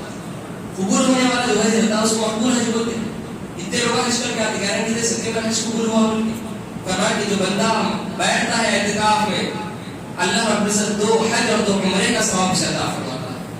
پھر فرمایا کہ اعتکاف میں بیٹھنے والے کو چاہیے کہ فضول باتوں سے وہ احتراز کرے, فون میں گیمنگ سے احتراز کرے. ہمارے کئی بچے فون لے کے آتے ہیں, اعتکاف میں تو میں بیٹھتا ہوں 10 دن مگر فون لے کے جاتا ہوں, چارجر, فون, وہ جو ہے اس کا کان میں لگانے کا ہیڈ فونس, اور جو ہے پاور بینک سب لے کے آتے. کیا آپ نے تو نہیں چارجنگ گیم, وہ بکی تو بیٹھ ہو گیا نا, دوسرا گیم چل رہا, اب وہ چارجنگ ہو گئی تو پھر کہاں چارجنگ لگا کے اگر گیم کھیلے تھے تو صدر صاحب پتا کر دے کیا ہمیں اعتکاف بیٹھنے آئے نہیں گیم کھیلنا ہے, تو پاور بینک لے کے جاتے بچے ہمارے اعتکاف میں. تو محترم صاحب یہ گیم کھیلنے آئے نہیں عبادت کرنے آئے بتاؤ نہیں. اور پھر اعتکاف میں بیٹھے تو فضول باتوں سے بچنا. لوگ اعتکاف میں تو زیادہ سوتے, گھر میں نہیں سوتا باہر, تو اعتکاف میں تو اور زیادہ سوتے. حالانکہ اعتکاف میں زیادہ سے زیادہ عبادت کرنا ہے. میں بتاؤں آپ کو اعتکاف میں کیا کرنا. امام صاحب رہتے ہیں, مؤذن صاحب رہتے ہیں, ان سے استفادہ کرو. آتے وقت ایک نوٹ بک اور ایک پینسل آپ اپنے ساتھ. اگر اردو نہیں آتی تو امام صاحب کے پاس 10 دن میں آپ اردو سیکھیں, خوب محنت کریں اس کو. حدیث نہیں آتی تو 40 حدیثیں, 10 دن کا عرصہ ملا آپ کو. ایک چھوٹی حدیث آپ کو زیادہ نہیں, اگر کمزور ذہن کے ہے نا 15 منٹ میں حدیث یاد ہو جاتی ہے. ایسا 40 حدیثیں روزانہ 5 حدیث 6 حدیث یاد کرو. 10 دن میں کیا 40 حدیث نہیں ہوتی. 4 حدیث بھی یاد کریں تو 10 دن میں 40 حدیث ہو جاتے ہیں. 4 10 40 تو 10 دن میں 40 حدیثیں یاد ہو جاتی ہیں. دعائیں ڈیلی 4 دعائیں یاد کر سکتے ہیں آپ. ایک پین فائدہ ہے جو اعتکاف کرنے کی نیت نہیں کرا, نیت کر لیں کہ بھائی میں اعتکاف کو تو جاؤں گا, کئی سارا علم سیکھ کر آؤں گا.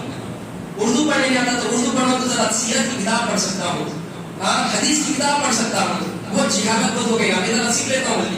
یہ علم کی نیت سے بھی آنا تو ثواب عبادت کا بھی علم کا بھی دونوں ثواب آپ حاصل کر سکتے ہیں. تو اعتکاف میں ہی عمل ہونا چاہیے.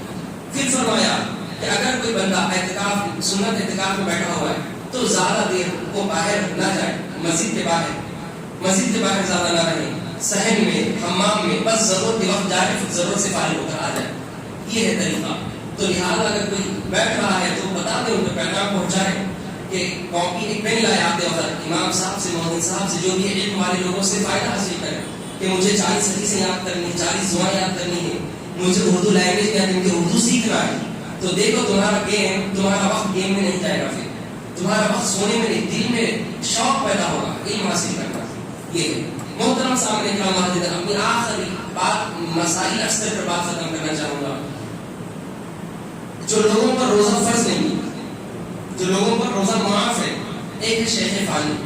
شیخ فانی یعنی اتنا بزرگ شخص, دن بدن اس کے صحت میں بگاڑ پیدا ہو جائے گا, کمزوری آتے جا رہی ہے, اب صحت کی کوئی امید نہیں ہے, بس بڑی عمر ہے, اب ان کے اوپر جو ہے اب صحت ہوئی تو روزہ نہیں, صحت آنے والی نہیں ہے, ان کو کمزوری کی وجہ سے بڑھاپا بڑھتے جا رہا ہے ان کا, تو ان کے اوپر روزے معاف ہے, ان کے اوپر روزے معاف ہے. اب صحت آئی تو روزے رکھنا, صحت نہیں آتی, روزے معاف ہے ان کے اوپر. تو فرمایا کہ اب ان کو روزے نہیں رکھنا ہے تو کیا کرنا ہے, تو بتلایا گیا کہ انہوں فدیہ دینا. تو فدیہ کتنا ہے؟ جامع نظامی کے تحقیق کے مطابق فدیہ آدھا صاع گیہوں دینا, 1 صاع کھجور یا کشمش دینا. یہ صاع کیا ہے؟ آدھا صاع کہتے ہیں 1.25 کلو. تو 1.25 کلو گیہوں دینا. اگر کوئی کسی کے ماں باپ بزرگ ہے, بوڑھے شخص ہے, غریب ہے, وہ تو کیا کرنا, 1.25 کلو گیہوں کی قیمت نکالنا 30 روزوں کی.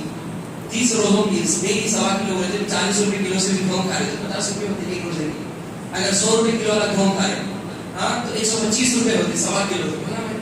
تو ایک روزے کی قیمت ایسے نکالے. جن کے ماں باپ بزرگ ہے, روزہ نہیں رکھ سکتے ہوں, اگر اللہ ان کو اچھا مال دولت عطا کر, اچھے پیسے والے ہوں, انہوں نے 50 روپے میں کام ہو جانا نا, نہیں بھائی کتنا ثواب ملا روزہ رکھے تو کتنا ثواب ملتا رمضان میں. فرمایا کہ الصوم لی وانا کسی بھی, روزہ میرے لیے اور میں سے ثواب دینے والا, اللہ نے فرمایا. تو محترم سامنے کہا اگر اللہ نے مال دولت عطا کی ہے, ان کو اچھے ہیں, استطاعت ہے, تو وہ 1 صاع کھجور کی قیمت نکالی ہے, 1 صاع کشمش کی قیمت نکالی منقع.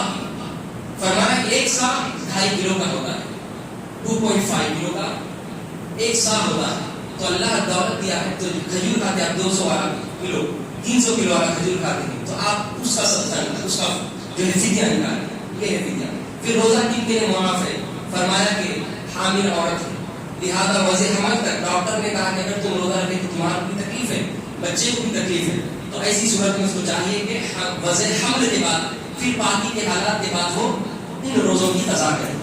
دودھ پلانے والی عورت، فرمایا کہ وہ بھی ڈاکٹر کہے کہ دودھ پلانے کی وجہ سے جو ہے بچے کو تکلیف ہوگی، نہیں دودھ اگر تم روزہ رکھو گے تو بچے کو تکلیف ہوگی، لہٰذا دودھ نہیں پلا سکو گی، تمہاری بھی تکلیف ہے، ایک کام کرو بچہ، اگر ڈاکٹر تکلیف کی وجہ ریزن سنایا تو پھر روزہ چھوڑ کر رمضان کا تو قضا کرے.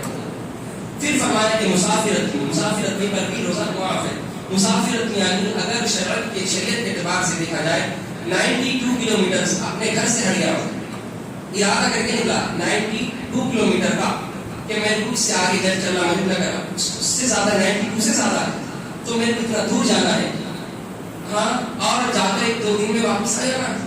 اگر 2 دن کی نیت سے گیا ہو یا 2.5 دن کی نیت سے گیا تو انہیں مسافر، تو لہذا مسافر پر روزہ معاف. پھر فرمایا کہ سفر مشقت والا ہے یا بغیر مشقت کا ہے. اگر سفر مشقت والا ہے یعنی پیدل جا رہے ہیں، پیدل تو کوئی بھی نہیں کرتا، سب چیزیں آگے، مشقت والا ہے تو اس کے لیے روزہ معاف ہے. فرمایا مشقت والا روزہ تھی، پہلے لوگ پیدل چلتے تھے، ٹرینیں نہیں تھی، گاڑیاں نہیں تھی، پیدل جاتے تھے، اونٹ پہ جانا بھی مشقت ہے، گھوڑے پہ جانا بھی مشقت ہے، اندر کا پورا میدان رہ جاتا گھوڑے پہ بیٹھے تو کیسا روزہ رکھ سکتے ہو؟ مشقت والا تھا. تو اب بلا مشقت کا ہے، ٹرین میں جا رہے ہیں، پلین میں جا رہے ہیں، کار میں جا رہے ہیں، سکون ہے نا بھائی، بلا مشقت کا روزہ ہے، مشقت نہیں ہے اس میں، تکلیف نہیں ہے. تو فرمایا کہ بلا مشقت والے سفر میں روزہ رکھنا افضل ہے، بغیر مشقت کا سفر ہے اس میں روزہ رکھنا افضل ہے. اگر وہ 3 دن کی نیت سے جاتا ہے، میں کیا کر کے میں وہاں 5 دن رہوں گا، تو اب وہ مسافر نہیں بلکہ مقیم ہے. 3 دن سے کم کے سفر سے ارادے سے نکلے کہ بنگلور جانا ہے، 3 دن سے پہلے واپس ہونا ہے تو مسافر ہے. اگر 3 دن سے زیادہ کا اس کا ارادہ ہے، احناف کے فقہ کے اعتبار سے بتا رہا ہوں، 3 دن سے زیادہ کا ارادہ ہے کہ میں وہاں پہ 7 دن 12 15 20 دن رہوں گا، تو اب وہ مسافر نہیں بلکہ مقیم کہلائے گا، اور وہ نماز قصر نہیں کرے گا بلکہ نماز پوری ادا کرنا. یہ ہے فدیہ کا اور اس کا.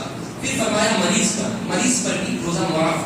مریض یعنی ایسا مرض کہ مسلمان ڈاکٹر طبیب کے کہے کہ اگر تم روزہ رکھے تو تمہاری جان جا سکتی ہے، اگر تم روزہ رکھے تو آپ کو پارٹس آف باڈی میں کوئی نہ کوئی خرابی آ سکتی ہے. ہاں، اگر تم روزہ رکھے ہارٹ آ سکتا ہے، تمہارا دعا کر سکتی، گولی نہیں کھائے، اگر گولی نہیں کھائے، شوگر پیشنٹ ہے تو تمہارے کو جو ہے پھر کچھ تو بھی ہو کے تمہارے کو زخم ہو کے کچھ تو بھی ہو جاتا، تمہارا پارٹس آف باڈی میں کچھ بھی خرابی آ جاتی تمہارے. تو پارٹس آف باڈی کا کوئی ایک حصہ پارٹس خراب ہونا یا جان کا خطرہ ہو، مسلمان ڈاکٹر نے کہا ہو، تو اس کے لیے روزہ معاف ہے. معاف یعنی اگر وہ صحت مند ہو جائے تو روزہ رکھنا. صحت مند نہیں ہو سکتا، کبھی اس کی بیماری دور نہیں ہو سکتی، تو وہ اس طرح سے فدیہ ادا کرتا. یہ بیماری ہے. آج کل لوگوں کیا ہے معلوم، سر درد ہو رہا بول کے روزہ نہیں رکھنے والوں، سر درد ہو رہا. ایک صاحب ملے میرے کو، میں پوچھا ان سے آج روزہ نہیں کیا بولے تو نہیں صاحب روزہ نہیں ہوگا. کیوں روزہ نہیں ہوگا؟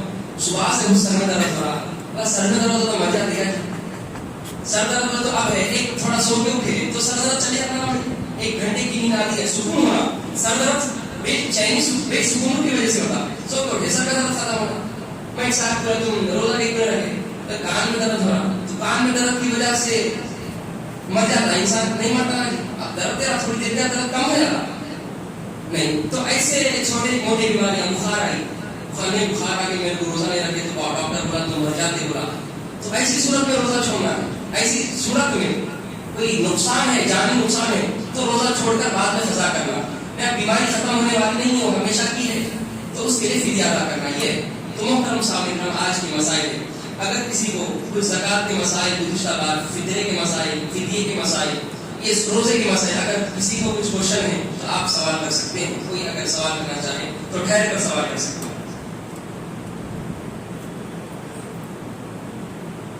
کسی کو کوئی سوال کوشچن ہے تو سب کا فائدہ ہوگا.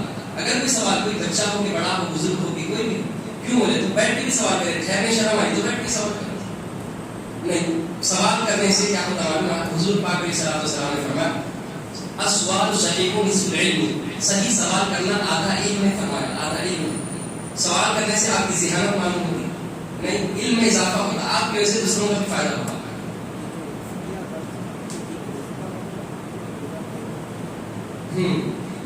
فدیہ، اب 30 رمضان میں 30 روزے رہتے ہیں، تو کیا ایک روزے کا فدیہ دے تو کافی ہے؟ نہیں، 30 کا دینا، ایک کا دینا، تو بتائے کہ نہیں، ایک روزے کا فدیہ ایک الگ نکالنا، ایک روزے کا فدیہ 1.25 کلو گیہوں یا 2.5 کلو کھجور کی قیمت نکالنا، تو 30 کا حساب کر 30 روزوں کا ایک ساتھ فدیہ نکال کر کسی ایک کو بھی دے سکتے ہیں، الگ الگ لوگوں کو بھی دے سکتے ہیں، مگر ایک کو دینا مناسب ہے کیونکہ اس کی ضرورتیں زیادہ ہے، پوری ہو سکتی ہے ضرورت۔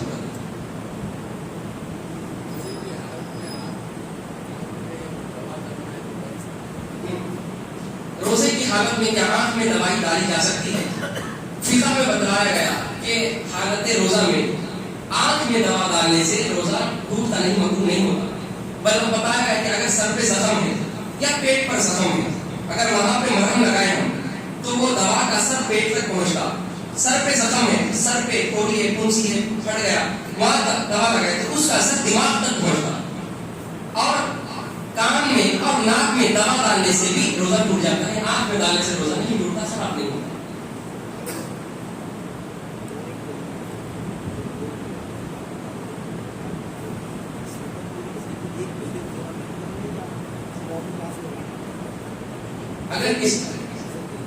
اگر کسی کے پاس زکات 1 لاکھ روپے نکل رہی ہے، مثال کے طور پر 1 لاکھ روپے زکات نکل رہی ہے، کسی کے پاس 2 لاکھ روپے نکل رہی ہے، آیا کہ اس کو ایک آدمی کو دے سکتے یا الگ الگ لوگوں کو بھی دے سکتے ہیں؟ بتایا گیا کہ زکات کا اصل مقصد کیا ہے معلوم؟ زکات کا اصل مقصد یہ ہے کہ سامنے والے کی محتاجگی کو دور کرنا، سامنے والے کی محتاجگی کو دور کرنے کا نام زکات ہے۔ حضرت عمر بن عبد العزیز رضی اللہ عنہ کے زمانے میں بیت المال میں اتنی زکات جمع ہوئی تو آپ نے کہا بیت المال والوں کو، کام کرنے والوں کو، کہ زکات کسی کو اتنی رکھی ہوئی، کہا کہ بادشاہ سلامت خلیفہ وقت مدینے میں کوئی غریب نہیں ہے، زکات کس کو دینا؟ لوگ زکات دے کر لوگوں کی غریبی دور کرتے، کس کو زکات دے؟ زکات دینے والا ہی نہیں۔ اگر زکات دیے بھی سمجھو، آج کل کیسے معلوم انہیں زکات نہیں کا حقدار نہیں ہونے، اس کو زکات دی تو خاموش کسی سے لے کے رکھ لے رہے ہوگا۔ اس زمانے میں کیا تھا؟ زکات دیے تو اگر انہیں حقدار ہے تو لے لیتا تھا خاموش، اگر انہیں محتاج نہیں ہے تو بولے تھا بھائی میں اس کا حقدار نہیں ہوں، میں تمہیں، ورنہ اللہ جان دکھاؤں گا قیامت کے دن ایسا۔ تو زکات کی قیمت ایک بندے کو دینا سب سے زیادہ افضل ہے، اس کی محتاجگی دور کرنا مقصد ہے، اپنا دکھاوا ریاکاری کرنا مقصد ہے۔ لوگ آج کل کیا کرتے ہیں؟ 1 لاکھ روپے کا زکات نہیں دی، 1 لاکھ روپے کا راشن بک کرتے، اور اکثر ہو رہا بتا رہا ہوں، 1 لاکھ روپے کی زکات نہیں دی، 60,000 کا راشن بک کرتے، 40,000 روپے تھوڑے ایسا بانٹ دیے، ایسا مسجد سے جا رہے دے دیے، امام صاحب کو دے دیے، مولانا صاحب، اجی امام صاحب مولانا صاحب کی زکات کے حقدار ہے کیا؟ نہیں، اگر ہے تو مستحق ہے تو دینا نہیں۔ آج کل بہت سے لوگ تراویح پڑھنے کے بعد جو ہے لفافے میں زکات کے پیسے لا کے رکھ کے دیتے تراویح میں، امام صاحب کو کیا معلوم زکات کی ہے بلکہ؟ اب امام صاحب تھوڑی غریب تھوڑی ہے بیچارے، وہ تراویح پڑھانے والے، ہاں غریب ہے محتاج ہے تو ان کا حق ہے، نہیں ہے تو زکات آپ جہاں پہنچا تو غلط آدمی کو ہاتھ کو لگاتے ہیں۔ زکات ہدیہ دینا ہے نا، اپنی خوشی سے دینا ہے، زکات تھوڑی دینا ہے۔ تو پھر فرمایا کہ لوگ آج کل کیا کرنے والوں، زکات 1 لاکھ روپے کی زکات نکال کے راشن لے کے گھر راشن پہنچائے، جس کو راشن دے رہے معلوم ہے کہ انہیں راشن کا محتاج ہے یا نہیں، انہیں زکات کے پیسوں کا حقدار ہے یا نہیں معلوم، سب کو زکات بانٹ رہے۔ اچھا تم زکات دے رہے تو زکات کا مقصد خالی راشن دینا ہے؟ زکات کا مقصد غریبی دور کرنا ہے نا، اس کی زکات کا مطلب اس کی محتاجگی دور کرنا ہے نہیں، تو یہ طریقہ غلط ہے۔ دے رہے راشن، ہاں کہ ہم ہر سال دیتے ہیں، فلاں واقعے میں بیوہ ہے، کمانے والے کوئی نہیں اس کے گھر میں، چھوٹے یتیم بچے ہیں اس کے گھر میں، ہاں اس کو پہنچانا ہے، معذور ہے بیچارے کو پیر نہیں ہے، اس کو جو ہے فالش کے اٹیک ہو گیا، نہیں کما سکتا، محتاج ہے، اس کو دینا، ایسے محتاجوں تک ہماری زکات پہنچانا، اس کی غریبی کو دور کرنا۔ اب زکات اس کو اتنی دینا کہ آئندہ سال تک میں زکات کا محتاج نہیں رہتا۔ یہ ہے فرمایا کہ اگر تمہارے پاس 3 لاکھ روپے کی زکات نہیں دی، ایک غریب انسان جو دروازے کے پاس ہے کر بھیک مانگتا ہے، یا دروازے کے پاس، مسجد کے دروازے کے پاس ایک نوجوان بچی بیٹھی ہے مسلمان مرغے پر، شادی نہیں ہوئی، زکات آپ کی 3 لاکھ روپے 4 لاکھ روپے نہیں دی، کہا کہ اس غریب بچی کی شادی کرا دو، زکات میں جائز ہے۔ اس جائز یہ طریقہ ہے کہ اس کی محتاجگی کو دور کرنا، اس کی غریبی کو دور کر دینا، اس کی ضرورت کو پورا کرنا، اصل زکات کا اصل مقصد اسلام میں یہ ہے۔ پھر فرمایا کہ اگر کوئی غریب انسان معذور ہے، کام نہیں کر بتا کہ بیٹھ کے اگر اس کو کاروبار کھول کے تو بیٹھ کے تو کما سکتا ہوں، تو بتا کہ تمہارے پیسوں سے زکات کے 5 لاکھ 3 4 لاکھ 2.5 لاکھ جو نکلے اس زکات کی نیت سے آپ جو اس کو ایک چھوٹا کاروبار کھول کے دے دیں، وہ بیٹھ کر کمائے گا، اس کی غریبی دور ہوگی. بتاؤ وہ پھر آئندہ سال تمہارے دروازے پر ہاتھ پھیلانے کا تو موقع نہیں ہوگا. یہ اصل ہے. تو افضل طریقہ یہ ہے کہ کسی کی محتاجی کو دور کرنا. یہ نہیں کہ دکھاوا کیا کرے وہ فلاں سیٹ ہے، فلاں محلے میں چلکل گڑا میں رہتے ہو، وہ ہر سال آتے ہمارے گھر کو دیتے، نام شہرت کے واسطے کرے تو اللہ کبھی شہرت کو ریاکاری کو پسند نہیں کرتا، اور زکات آپ کی قبول بھی نہیں ہوتی. یہ ہے جی. اور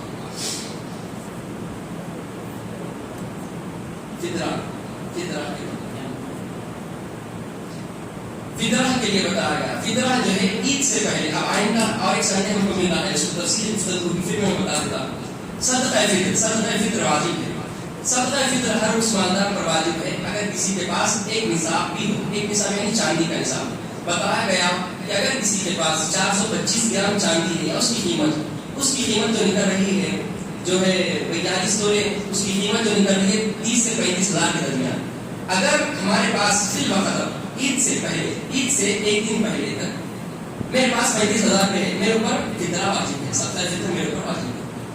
غریب ہے، اس کے پاس نہیں ہوتے 35,000 روپے، 5,000 روپے، 10,000 روپے رکھے ہوئے، اس میں واجب نہیں. غریب ہونے ایک نصاب ہونا ضروری ہے. اگر مالدار کے گھر میں عید سے ایک دن پہلے بچہ پیدا ہوا تو ماں باپ پر واجب ہے اس کا صدقہ فطر ادا کرنا.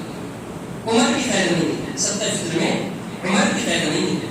اگر وہ مالدار گھرانے میں پیدا ہوا تو بھی اس کی جان کا صدقہ فطر جو ہے جان کا اللہ کے راہ، اس کی قیمت بھی 1.25 کلو رکھی گئی ہے. اور کھجور کی 2.5 کلو کی قیمت رکھی گئی ہے، کھجور کی کشمش.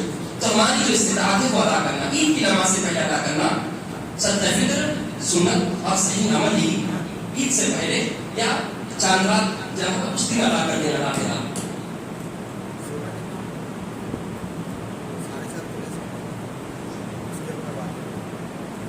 سونے کی زکات، سونے کا نصاب اس آج کی تحقیق کے حساب سے 1 تولے میں 10 گرام آتے، 1 تولے میں 10 گرام آتے، 1000 ملی گرام آتے. 1 تولے میں 10 گرام اور 1 گرام میں 10,000 ملی گرام آتے ہے نا. پہلے دور میں بتا رہا ہوں، شمالی ان کی طرف ہو کہ دوسرے علاقوں میں پہلے کے تول میں 1 تولے میں 10 گرام نہیں آتے تھے. 1 تولے میں 11 سے 11.5 گرام آتے تھے. اب 1 تولے میں 10 گرام آتے تھے. تو وہ 11 11.5 12 تولے کے حساب سے گرام کے اعتبار سے وہ لوگوں نے 20 دینار، حضور نے فرمایا اگر کسی کے پاس 20 دینار ہے تو آدھا دینار زکات واجب ہے اس کے اوپر. تو 20 دینار 60 گرام کا ہوتا ہے. 20 دینار ہمارے حیدرآباد کی جامعہ نظامیہ کی تحقیق کے مطابق 20 دینار 60 گرام سونے کے برابر ہے. 60 گرام یعنی 6 تولے، 7.5 تولے کی جو ہے ہم جو بچپن سے سنتے ہوئے آ رہے ہیں وہ قدیم تحقیق ہے، وہ پرانی تحقیق ہے. اور وہ تحقیق ہمارے دکن میں نہیں ہے، وہ تحقیق شمالی ہند دوسرے اطراف اکناف کے لوگوں کی، یو پی بہار طرف جو بنگال ہے وہاں کے وہ لوگوں کے تولنے کا حساب کتاب ان کا الگ ہے، ہمارا حساب کتاب الگ ہے. تو ہم جس شہر میں رہے وہاں کے تولنے کا اعتبار ہوگا، ہم جس مقام پر رہ رہے ہیں وہاں کے تول کا حساب کتاب ہوگا.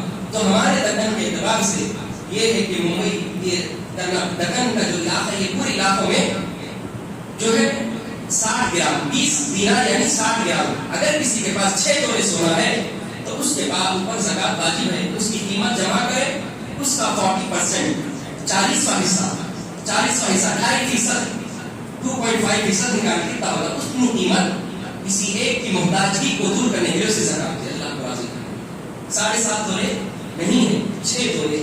وہ پرانی روایت ہے اور یہ روایت چلے آ رہی قدیم سے نہیں معلوم. اکثر بتاؤ کہ اگر عرب میں چاند دکھا تو کیا ہم نماز تراویح شروع کر دیں؟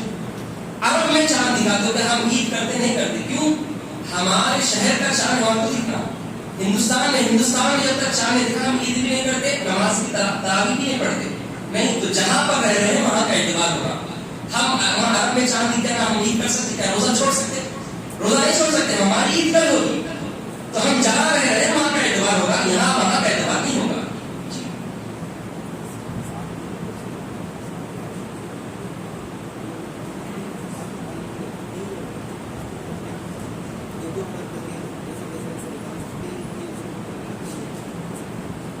کسی کے پاس 8 تولے سونا ہے، 6 تولے سونے پہ زکات واجب ہے.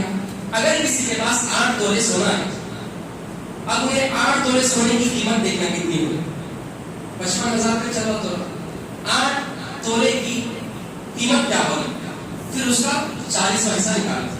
اب 40واں حصہ نکلا، اس کا 10-12 ہزار پہ 40واں حصہ نکلا، اور اس کے پاس اب پیسے نہیں ہیں، پیسے نہیں ہے مگر زکات تو واجب ہے. تو بتایا گیا کہ قرضہ لینا، زکات پیسے نہیں. عورتوں کے پاس اکثر پیسے نہیں رکھنا، ہم تو ہاؤس وائف ہیں، گھر میں رہتے کام تھوڑی کرتے ہیں، ہمارے پاس سونا تو ہے 12 تولے 15 تولے ہے، مگر نہیں پیسہ نہیں ہے نا. تو یا تو وہ جن کے پاس پیسہ نہیں ہے قرضہ لینا. کتنی زکات نکلی، قرضہ لے کے زکات ادا کرنا، بعد میں قرض دینا وہ ادا کرنا.